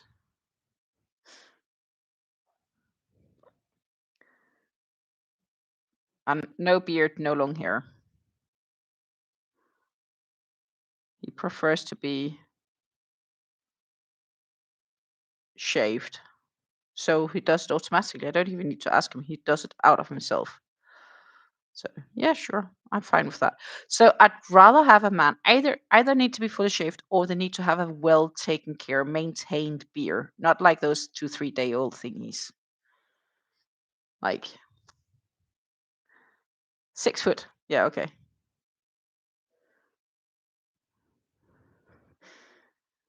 So both May's and Lisa's husbands are big Vikings. My husband is not Danish, he's Dutch. The fact we aren't married, but I'll call him my husband because we've been living together under the same roof and shared the same bed for the last 17 years. So I think it's fair to call him my husband. um, because it just calls easier, so to say, than saying he's my boyfriend. It just sounds uh, not of my age, if that makes any sense. I feel like a teenager when I say that my partner is my boyfriend. So he's either my husband or my partner. But yeah,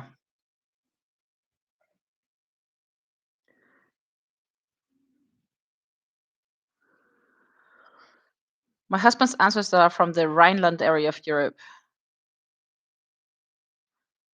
Okay, yeah, Germans can be tall too. I have a son-in-law from Austria. He's tall. Revenant says, ladies, I have a beautiful variegated purple yarn that is the main focus of this blanket, using black and white as the outer two, but it's more splitty than at Southern Church. Oh my goodness. Yep, the Dutch are the tallest of all. So mine for a Dutch is not that tall actually. He's probably more like an average height with his 185. And I'm fine with him not being 2 meters also, because honestly, I'd have to stand on my toes to kiss him when we when we both stand then. Now it's just look a bit up and that's fine.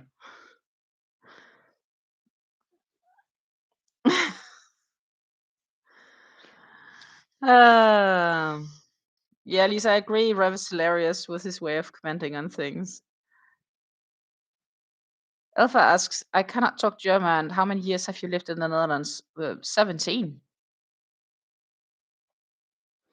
17 and a month. I moved to Germany, not to Germany, to the Netherlands in January 2029. So in January 2029, I moved here to the Netherlands in this exact house. So I've been here for 17 years. Um, I've definitely not been crafting for 17 years. It started a bit later. Um, Part of me is sad I maybe didn't start sooner, and a part of me is okay. I just had other things in life. Um,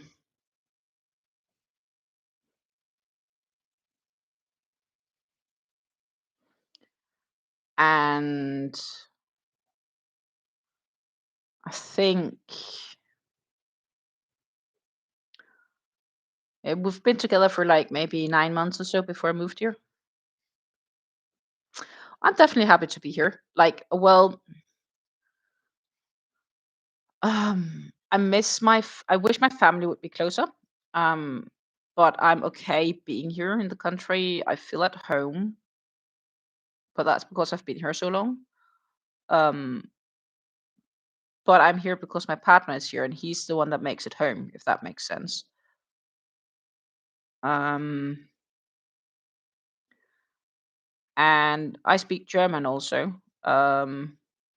quite well, I would say. Not fluent, but quite well. Like, I would definitely be past vacation German.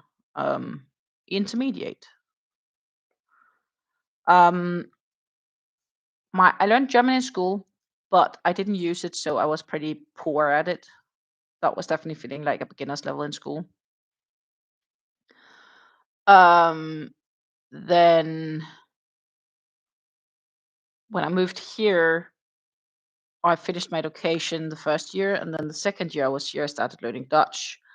And by learning Dutch, I improved my German also because they are similar to one another, the languages.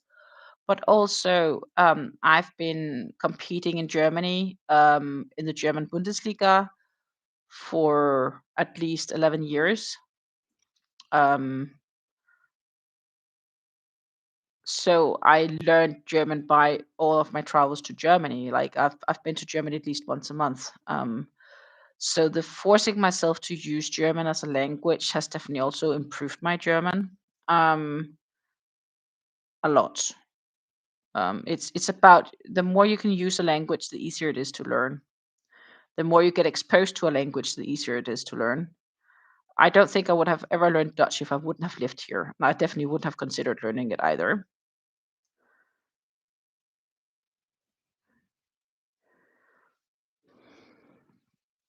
Lisa says wrong color of car but new church. Oh my goodness, really? May says I had German at school for 3 years, so I understand some, but far from being able to speak it.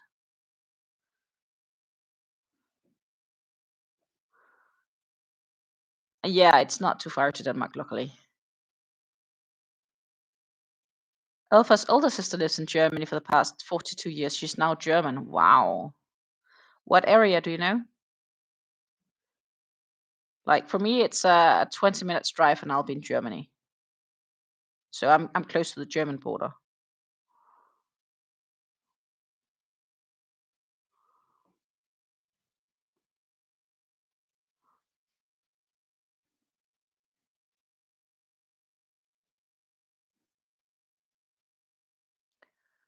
Um, and yeah, I'm pretty comfortable here. So at an event like we had last week, basically I get to speak all four languages. So I speak fluently Danish, obviously being Danish native. Speak fluently English. Um, I speak fluent Dutch, and then I speak reasonably, like not completely fluent German, but pretty reasonable.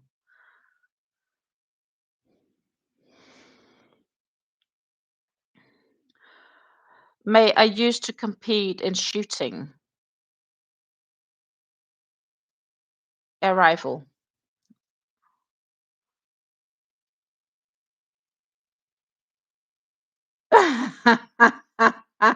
Who would learn Dutch if they didn't have to? Sounds so hard. It sounds like a mix of several languages and some made up words. It's a bit more like Plattdeutsch, which is like a the German dialect. She lives in Sylt in North Friesland. Aha. Yeah, so in between. But that sounds like a nice place, though. The island of Sylt. I've never gone there, but should be quite popular.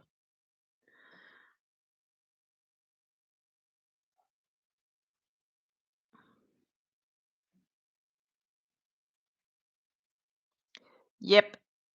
I did not compete. I was there with my business, and as well as they asked me to be an announcer um, because they were missing one, and so I did help them out.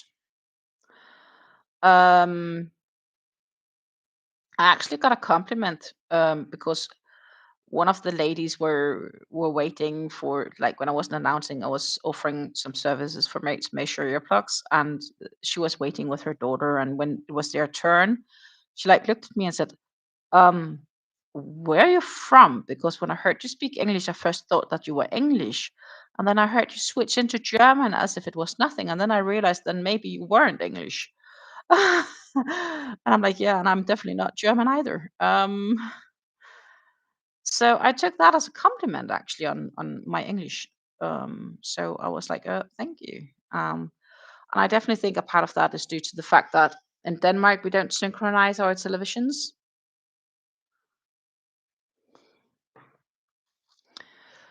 Dutch is definitely a mix of languages, but they also put their own dialect on it. I usually say that it will get much easier to talk with Dutch accent if you have a throat infection. Like in Danish, it's like two potatoes in your mouth and you can speak Danish, but in Dutch, you just need a throat infection,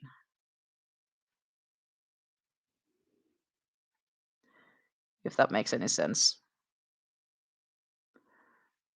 Um, so yeah, I could change and do German. Though you wouldn't have much of benefit from me speaking German because most of you probably wouldn't be able to understand me, or Dutch for that matter, or even Danish.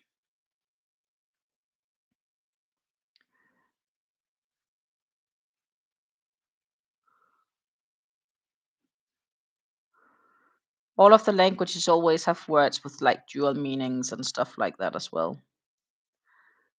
And it's really cool when you get to a level where you actually do get to understand the fine details of a language. Um,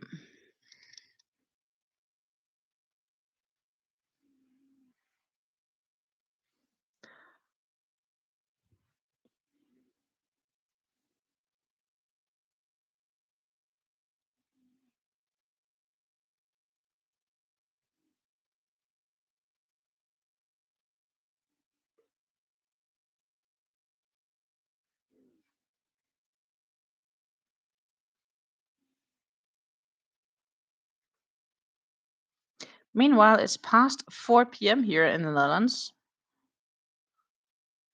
and we are cracking on. As I said, if I close this one now, I can get my arm. Well, I can't get my full arm through it. I can get my underarm through it, maybe. So we do need to get more done.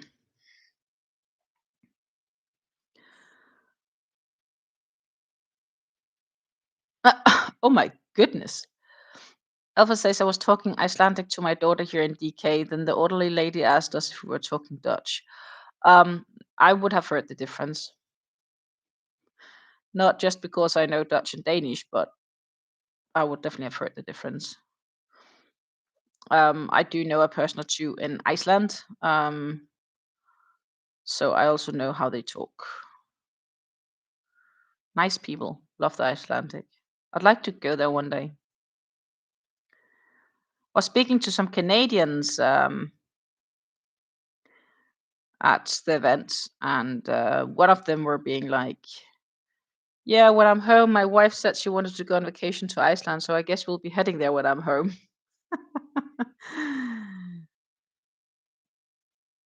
Icelandic is such a pretty language. Sounds Irish, May says. There's definitely a big difference. Absolutely.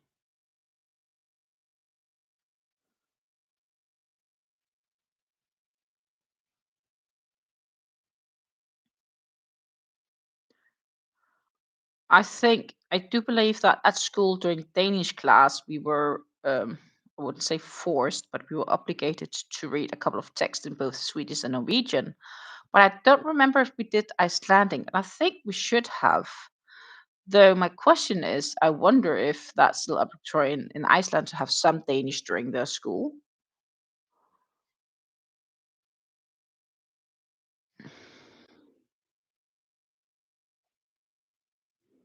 I agree with me. If you know a little bit about languages, you should hear the difference between Icelandic and Dutch. Yeah, especially if you know German at least, because Dutch is rather close to German, right? We have some cities here in the Netherlands where I'm just happy that they decided to abbreviate them to a shorter term. So, for example, I were in The Hague. The Hague is in Dutch. The Dutch abbreviated version is Den Haag. Um, but the real full name of Den Haag or The Hague is Schavenhagen. And I'm not really even sure if I pronounced that really nicely Dutch. It's the same as the airport in Amsterdam is not Schiphol, it's Schiphol.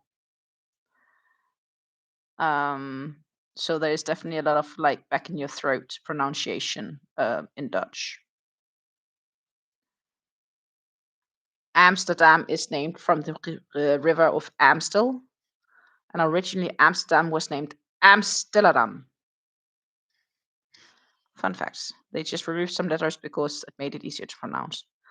That's the same a bit for The Hague or Den Haag, because try imagine saying, "Yeah, but I'm going to Schravenhagen for the weekend." My goodness.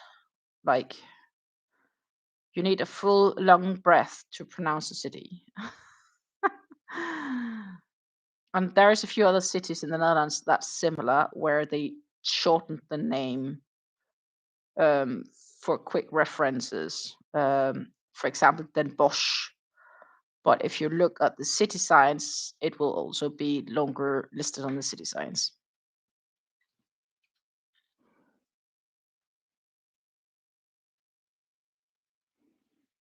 Elva says the Danish in school, but not so good to talk. Danish is difficult to talk. That's true. Danish is not exactly the easiest language amongst, like, it's so much easier if you're exposed to a language to learn to talk it regardless. May says in Norway we also had to read Swedish and Danish in school, and the Old Norse read runes. Too bad it's just like 1 week or so. I used to love that part in school. I love the rune part for sure, but I don't recall if we did runes in Danish. We definitely like did a couple of classes of the Norwegian and Swedish texts. I remember that. Then also my national coach back in 2010, he was a Norwegian, so I did learn a bit Norwegian, so to say, back then. I spoke with Norwegians past week. They were also in Den Haag. Um, and I know some Swedes as well, and my old sport manager was actually Swedish, so for a couple of years that was also a thing. And over time, you do get to learn to understand them. It also depends where they are from compared to Denmark, if they get too far away, so to say. The accent or dialects gets too difficult or too different, and it's challenging more to understand what's said.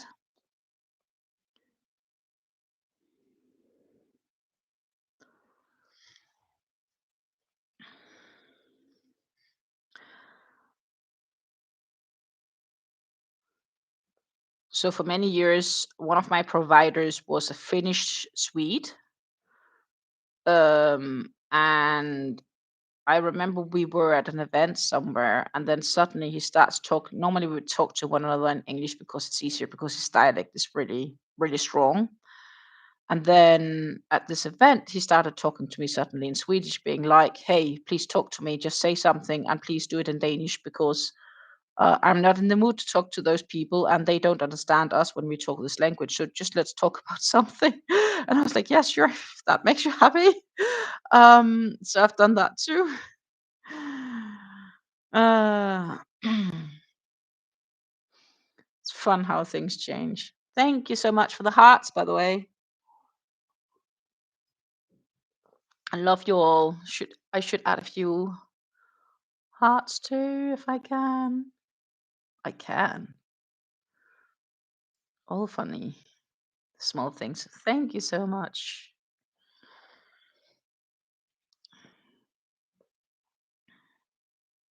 Don't forget to hydrate, by the way. Dinner is done. That's quick. I need to, well, my dinner is easy tonight. I just need to boil eggs. Then dinner is ready. We are having salads, like tuna salad with tuna and egg and tomatoes and, well, in my case, tomatoes, um, cucumber and stuff. So we are healthy tonight. Take care and have a great day, May. It was wonderful to have you with us. I hope you will be able to make another stream. I will be back on Wednesday around 2 p.m. if everything goes according to plan.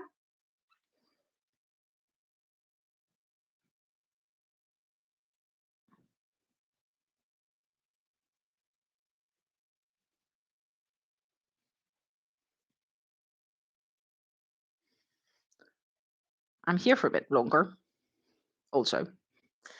Stay safe, Tina, and everyone else. Thank you so much. And you too, have a great day and enjoy dinner. Oh my goodness, Revenant, I get hungry. That sounds delicious. Normal Monday dinner, roasted veggies and a sausage. Yeah. So the intention for us was to have the salad yesterday, but we kind of slept for by dinner, past dinner, and we weren't really hungry, so we ended up not having dinner. That's not happening very often, but literally yesterday we had no dinner. Um, we did have a piece of cake, but that's it. It was later in the evening. We're like, yeah, we're gonna have that anyway, so yeah, we'll be fine. We're too tired. Broccoli, carrots, a bell pepper. Well, I'll do the broccoli. I'll do the carrots. The bell pepper. I'll kindly jump or pass on. More for you, less for me.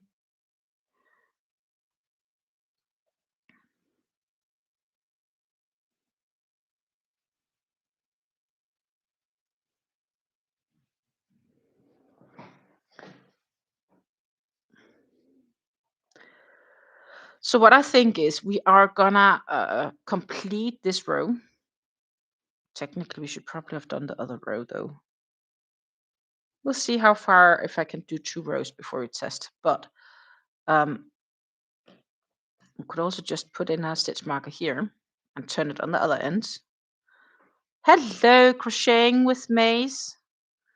Welcome to this live. The name is Maze. Hello, Maze. So as I said, if I'm going to sew this together, ta-ta, look, we have a sleeve-ish. But I still need some rows to get here. But this is not even. Like, it first begins up here.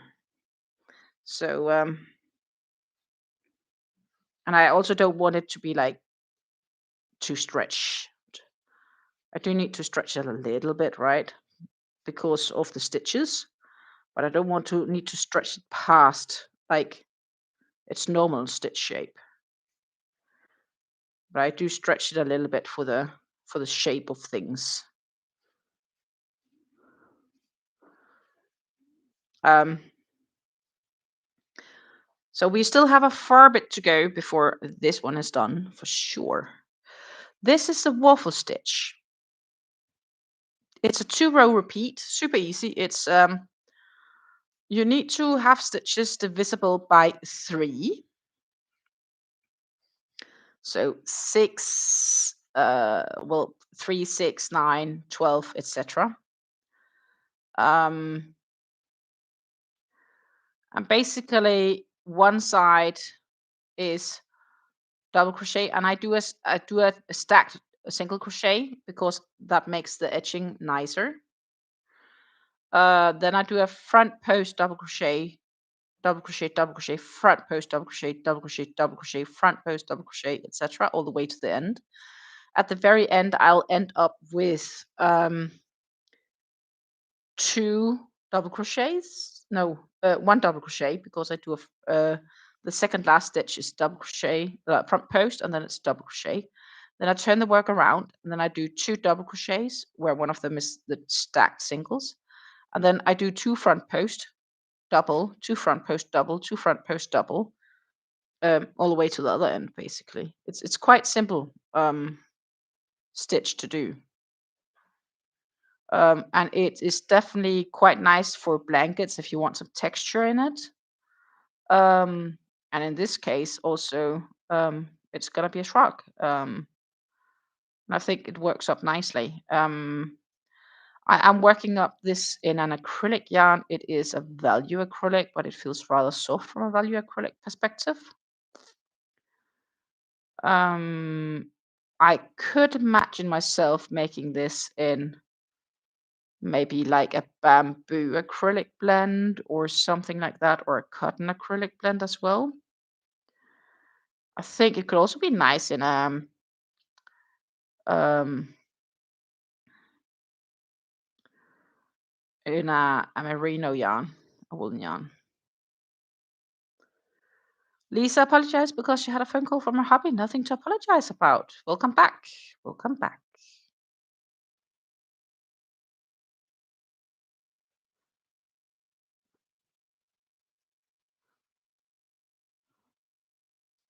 So Maze, it's basically a 3-stitch repeat and a 2-row repeat, the stitch. So it's very simple to work up. And this is my first time ever working in this stitch as well. Heard of it many of times, but I just haven't had a project to apply it to. And then I decided I wanted to make this shrug. The pattern I linked to in the description box down below. And that is on Ravelry. It is a paid pattern though.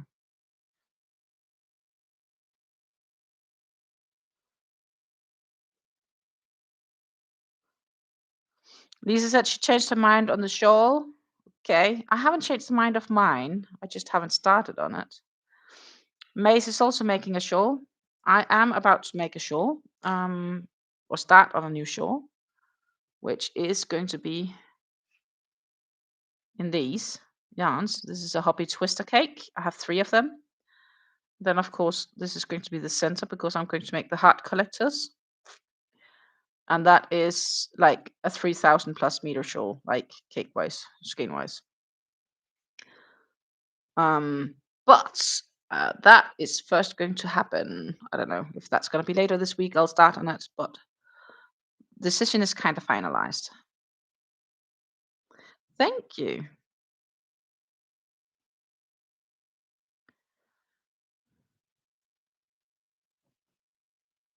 Lisa says I'm switching to the Cotton King Sultan Pink Tanzanite. Okay. I will have to go and check out that one.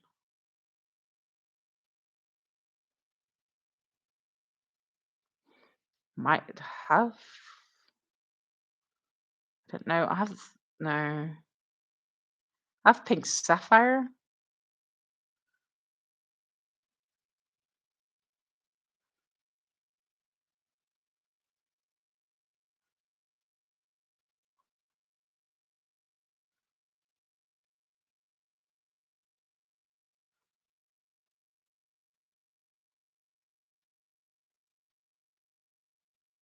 Tanzanite is like the blue one.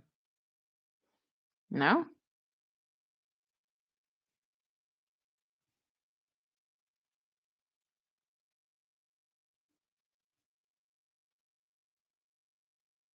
I'm just looking through them all. Oh, I found it. Pink Tanzanite. Yeah, I found it. I don't have that one in my stash. But I have a fair few of them, for sure. And they also had some new ones added. Like, I'd love to get colorway 56 with this malachite, please. But it's not on sale right now, and I'm definitely not paying 20 euros for a cake. Yes, there's another May. May, but she left. May Brooks left. May is an absolutely welcome, wonderful lady from Norway. But May just finished dinner, so she went off to have dinner. Hey, Elfa, welcome, welcome, welcome. We are gonna have a little party. It's one of these temp parties because the chat I have is that I'm still on the old screen. But normally there should be music on this one, celebrating the fact that you joined the membership here on this channel. Thank you so much for joining. Absolutely happy to have you amongst us. Thank you ever so much for the support.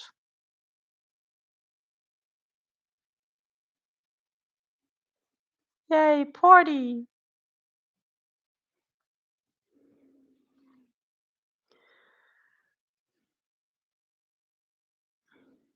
Welcome to the group, May. Alpha. Trying to keep track of all the Mays. But yeah, May Brooks had to leave. Or Norwegian May. Do, do, do.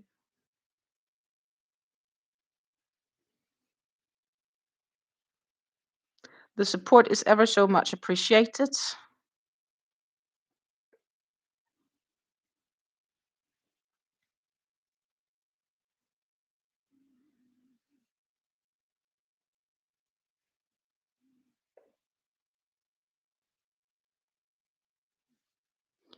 cracking on here. We are. But yeah, I definitely think I need a third skein on this to be able to nicely sit around my shoulders. But until then, we'll just keep cracking on.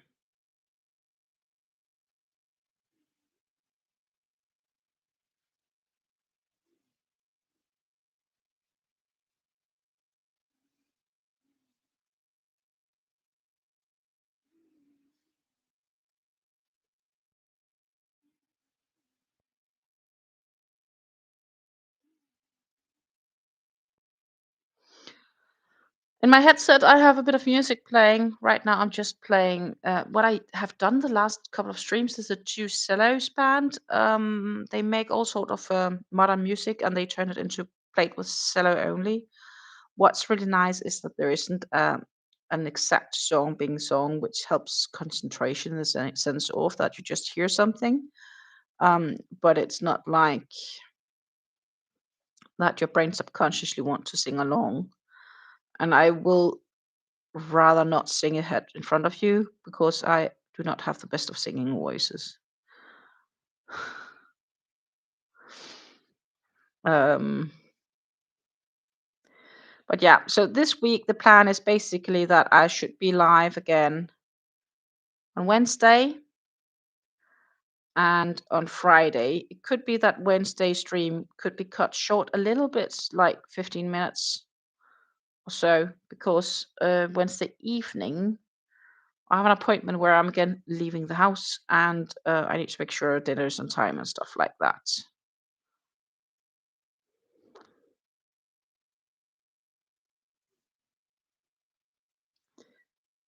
Meanwhile, Rev is sharing the work he's done so far.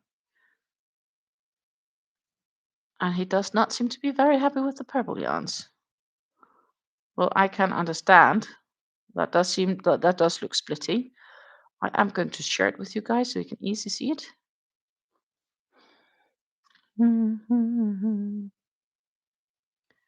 It would be really awesome if I had sorted my stream software for next week, though, or later this week. I got that computer set up. That would be really nice. But here we are with Revenant's current project. And this purple is going to be the end of him, he claims, because it's splitty. Have you tried? Sometimes I find, Rev, that if you use a different hook, not hook size, but just a different hook with a different head, that yarn can sometimes split less. So have you tried a different hook? Mace is asking if any one of us have our own channels, except for, of course, I have mine, which is obvious you're here hanging out. I can't speak for the others actually.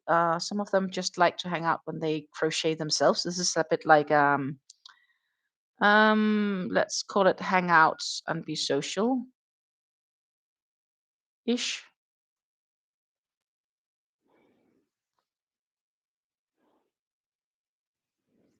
Susan wants to know what brand the splitter purple is, and her guess is Big Twist. Yep, it splits as a pullet. Known problem with older Big Twist. It's just not bound very well. Aha. Fun facts. So I learned something today.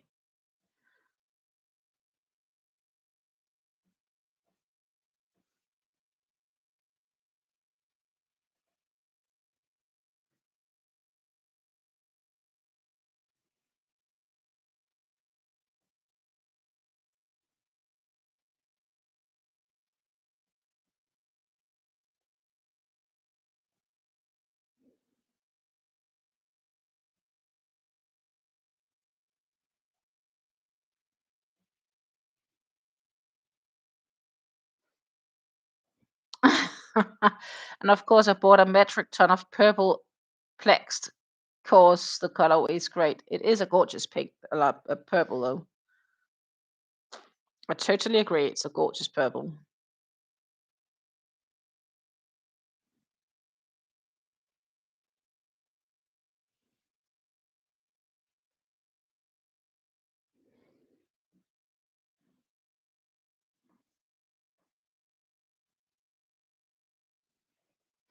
I will use this up. I will not let Jan beat me. That's kind of with my the ice I had with those melons. So I'm like, I don't know what to use them for, and I just okay, we're making beanies. And then the beanie is not as soft as I wanted it to be. Okay, but we're still making them. We can donate them. End of story. Which is what's happening with them. Susan finds Big Twist inferior to Red Hot Super Saver. Newer Big Twist is a lot better and are very soft. Yeah, I haven't had the opportunity to feel either of them because you're back in the. There's a long way for me to the US to get American yarns. I do have some. For example, I have a project that I worked up in Karen Simply Soft, but I ended up donating the project because I found it a bit chunky, not nicely sitting on me compared to on the bottle. So yeah, but I worked with it, so I have it, and I still have some of it upstairs, and I'm not sure what I'll make from it, but it was a really good offer because I got it for almost like half price. I think back when I bought this like a lady was destashing all of her current Simply Soft yarn here in the Netherlands, and it is difficult to get a hold of. So I think I paid like maybe at best $3 per skein from those. So it was a good deal. I never had a chance to try Big Twist, but I get an allergic reaction to Red Hot Super Saver. Wow. Elva says I have to go out now to buy some plastic boxes for my yarn. I'm packing and moving to another town. Best of luck moving. Where are you moving from and where are you moving to, if I may ask?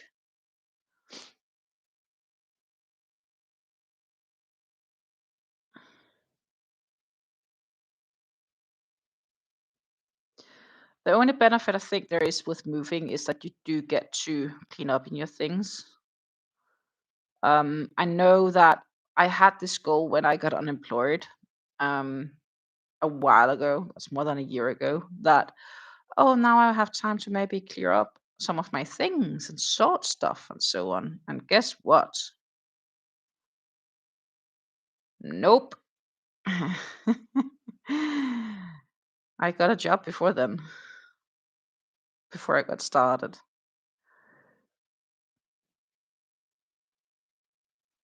Now I need to take photos of some items, and I'm probably going to throw them on. We have like this crafty Facebook page here, and I'm going to throw them on and say, hey, this is a price including shipping. If you want them, let me know. And then it would be nice to sell some. That would be nice to clear out some of the projects I have because I can't use everything I make. It's just the hard reality, right? There's limited space. Eventually my closets are full. I even need to go through my regular t-shirts that I buy in the store because I have like one of my summer clothing, that shelf is like slowly filling up to the brim, and I really need to get it sorted. So that's a summer goal. Maybe for Easter. I live in Grinstead and I'm moving to Turing near Vejle and my daughters and grandkids. Oh, but that's nice that you move closer to them. So you'll move a bit further south. If my geography is reminding me well enough. I wish you a great move if we don't speak before then. I think it's always nicer to be closer to kids and grandkids. I'd personally love to be closer to my parents, but I also get my parents would not move to the Netherlands because that is a massive difference. Um, so I don't think that in particular would happen. Um, but maybe if I lived somewhere a bit further away, I don't know if my parents would consider moving to be closer to me. Maybe.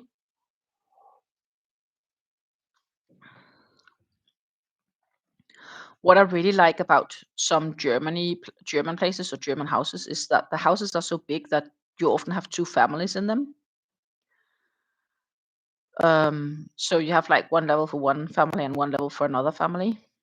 And that kind of allows you to be close to family. So it's basically like a shared two-person household. That's really nice thought.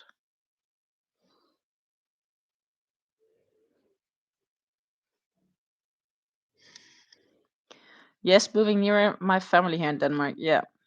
Best of luck moving, Ilfa, and I will see you around.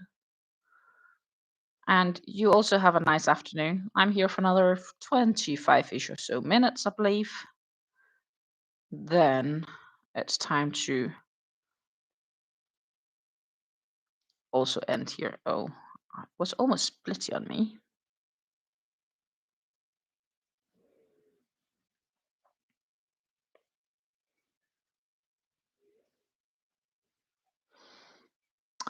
Susan is asking if there are any individual freestanding homes in the Netherlands and are they expensive?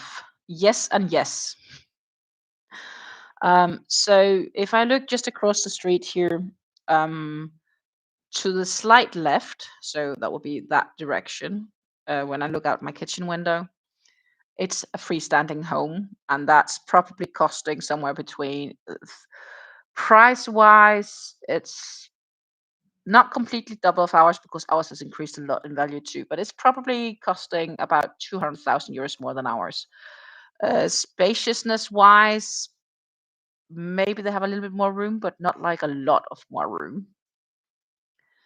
Um, uh, the other direction, so they share parking lots. So again, we're talking about those just outside the window that I have to the right side of me. The following house, there are two under one roof. They're a little bit cheaper than the one that's completely single. On the left side of the one with own roof is like a big one. That's like a mansion. That's definitely double of ours. But that's also size-wise big. The people living in there, he's a director of some company, so they make money, decent money. On the other side of our house, we also have so basically on that outside road that then goes behind the whole, like if I would walk that direction, I would walk towards our entrance and um door exit, and there's a lot of single homes laying there too, as well as some of them are two under one roof, but they're bigger houses. Um, they're probably selling for somewhere between 650 to 850,000 euros. So they're pretty big houses. And I wouldn't mind moving into a freestanding home, but hey, I can tell you that we do not earn enough money to do that. We would need a few things to change in that sense.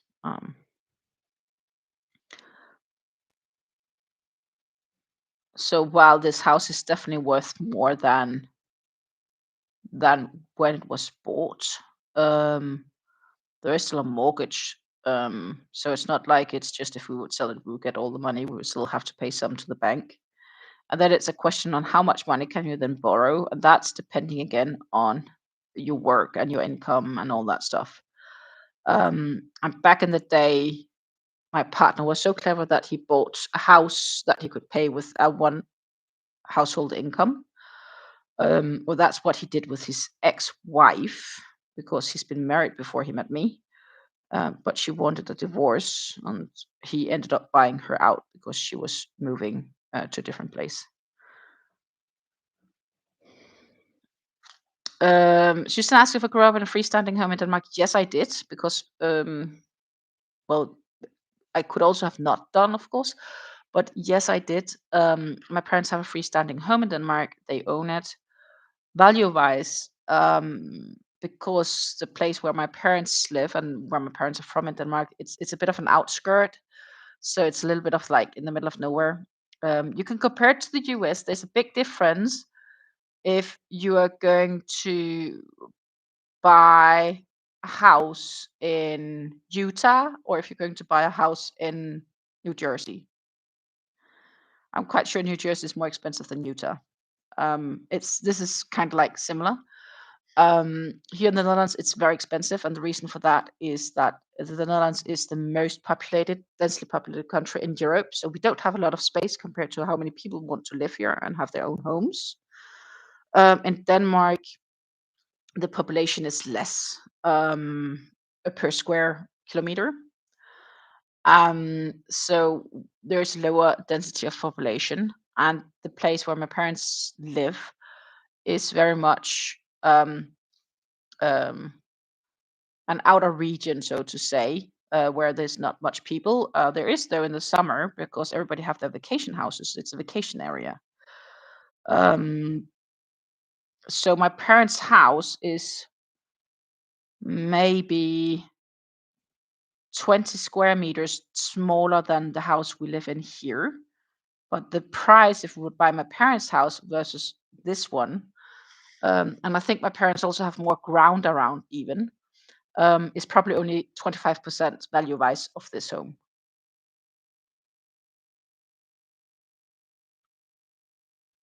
So housing in the Netherlands is generally quite expensive unless we go towards Friesland. Friesland is also less densely populated. Um, and you have the similar thing in Denmark because I think if you would like to live in Amsterdam or if you want an apartment in Copenhagen, that's probably same. That's not a big difference. It's both expensive as, if that makes sense. Um,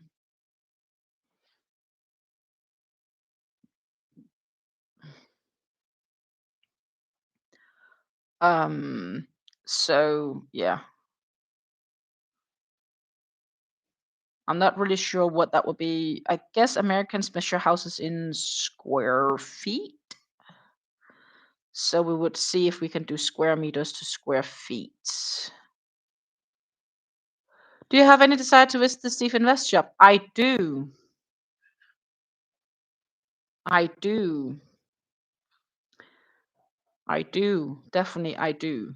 But I need to kind of find because Amsterdam is an hour and a half from with train from here. Amsterdam is not just around the corner. That's my challenge with Steve Invest. And I also know it's not like I'm obviously I'm not going to buy anything, but just going in there and like feeling yarns would be awesome.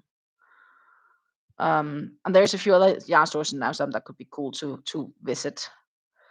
Um, I have been offered to get a night stay in Amsterdam by my employer because I am heading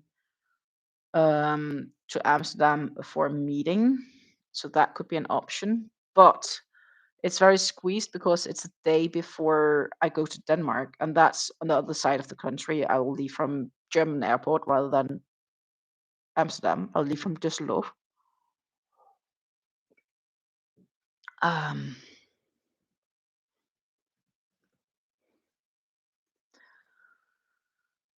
1 square meter is 10 square feet. Okay, approximately. So my parents' house is about 960-ish square feet. Yeah. And our house, the home I live in here, is about probably somewhere between 1,250 and 1,300 square feet, approximately.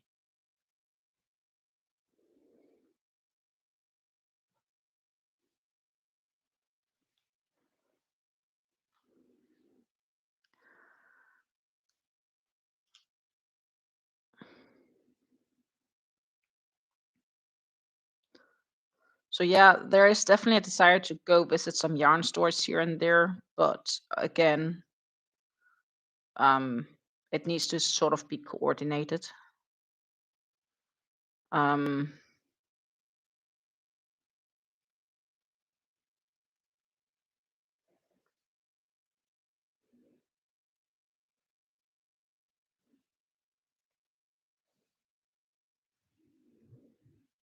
which I probably could do if I wanted to, but Yeah, I don't like, like, promising, like, it's more like if it happens, and I'll do. It's actually also a yarn store in the neighboring city of my parents. That could be an interesting visit. I've been there, but that's like 2 or 3 years ago. Um, but I didn't consider recording.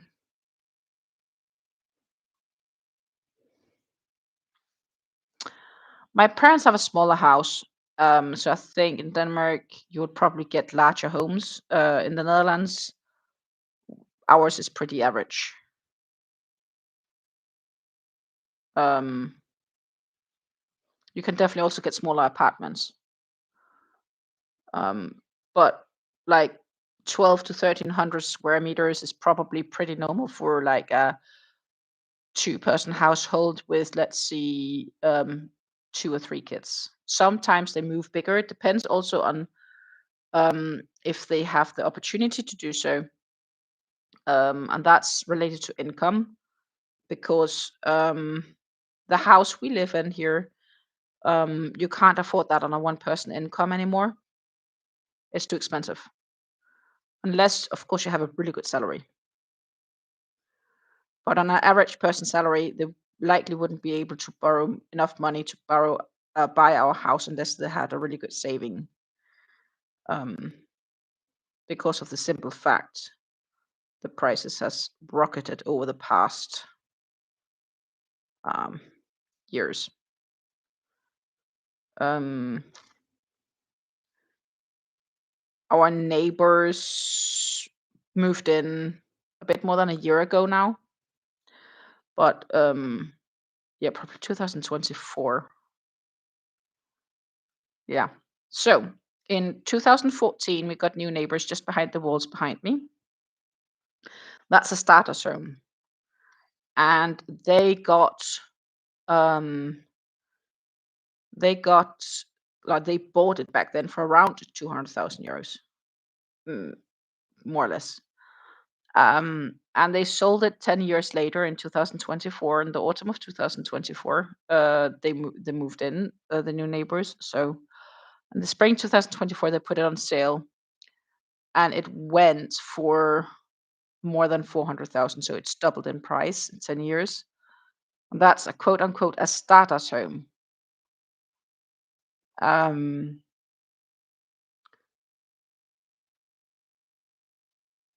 yeah.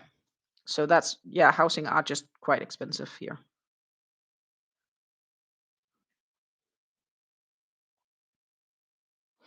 The right size home here is 14 to 2,000 square feet plus basement. Yeah, no basement here because it's likely gonna get wet.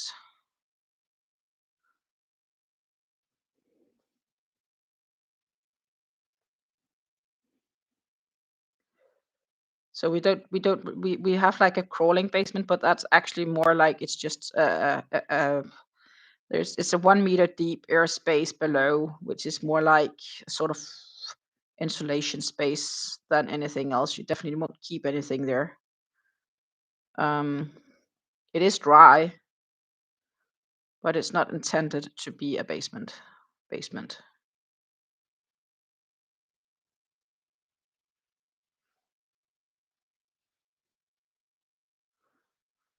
My parents did not have a basement either. We do have 3 floors though.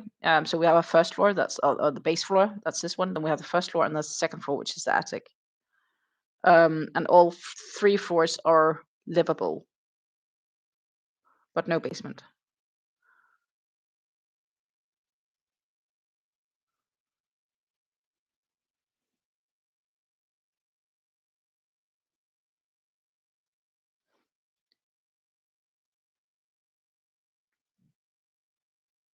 And I think that's probably a quite Dutch thing.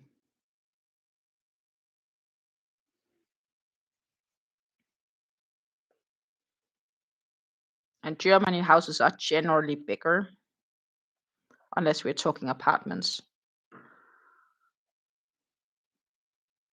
But again, Germany has much more room per inhabitant.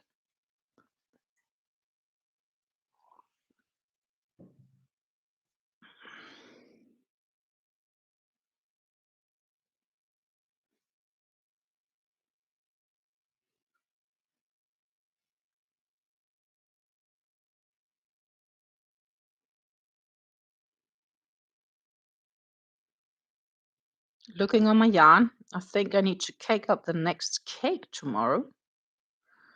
That's positive because that's meaning I'm using yarn, which is definitely on its time.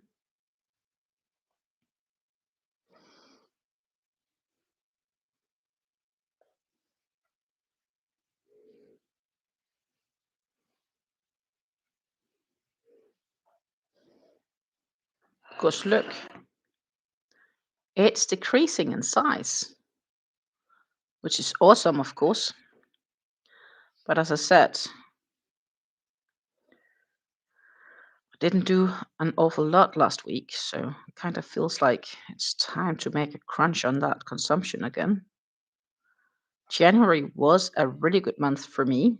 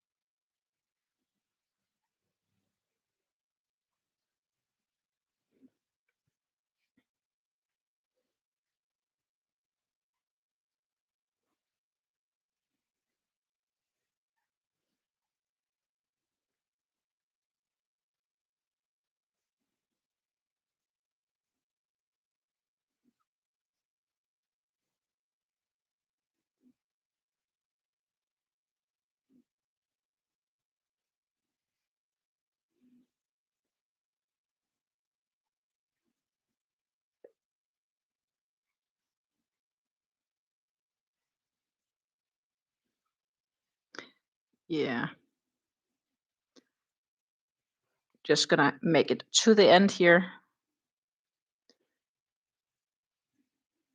is the plan.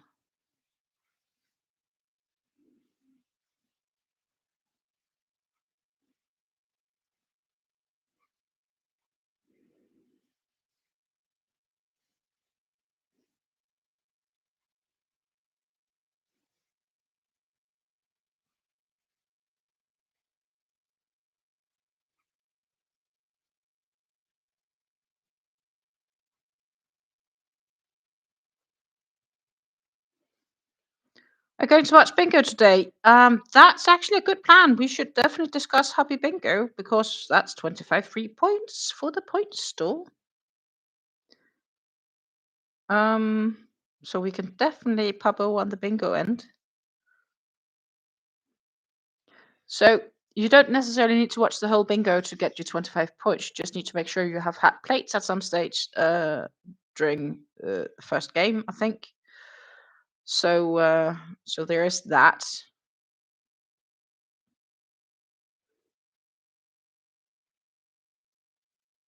So I think I'll have it running in the background, the bingo. I used to do that also, especially when I was still working, because I would like work at this time, and if I would remember to turn it on time, I would have it run in the background. Um, so that is definitely a great idea, Megan. I thank you for the reminder.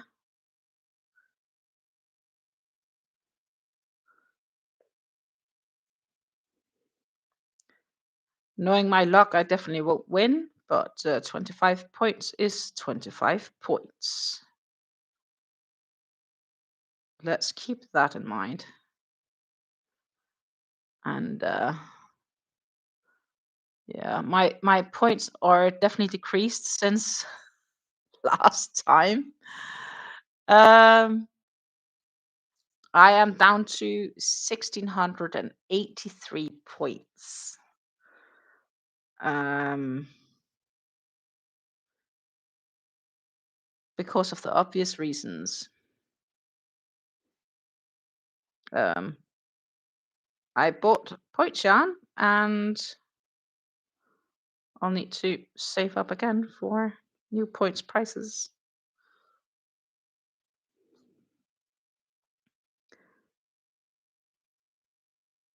But I should be good until like not this summer, but next summer with spending those points. So I do have some time to earn points.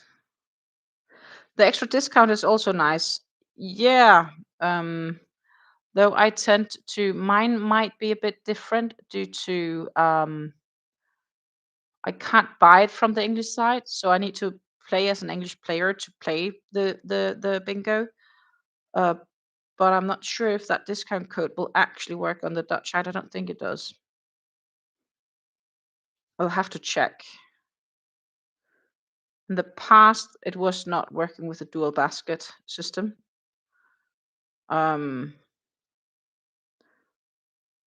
so in that event, I would need to like send an email to hobby staff to see if they could like provide me with a coupon instead or something like that.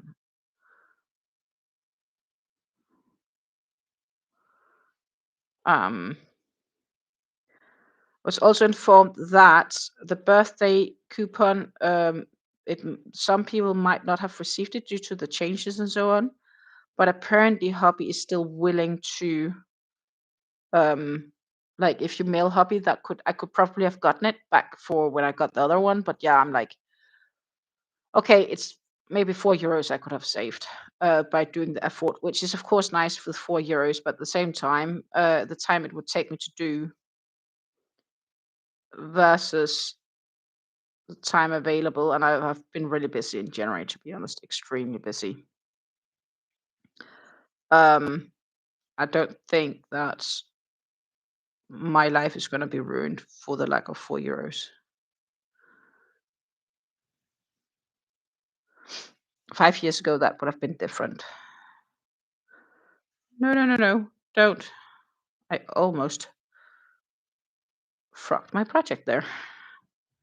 So that is how far we got today.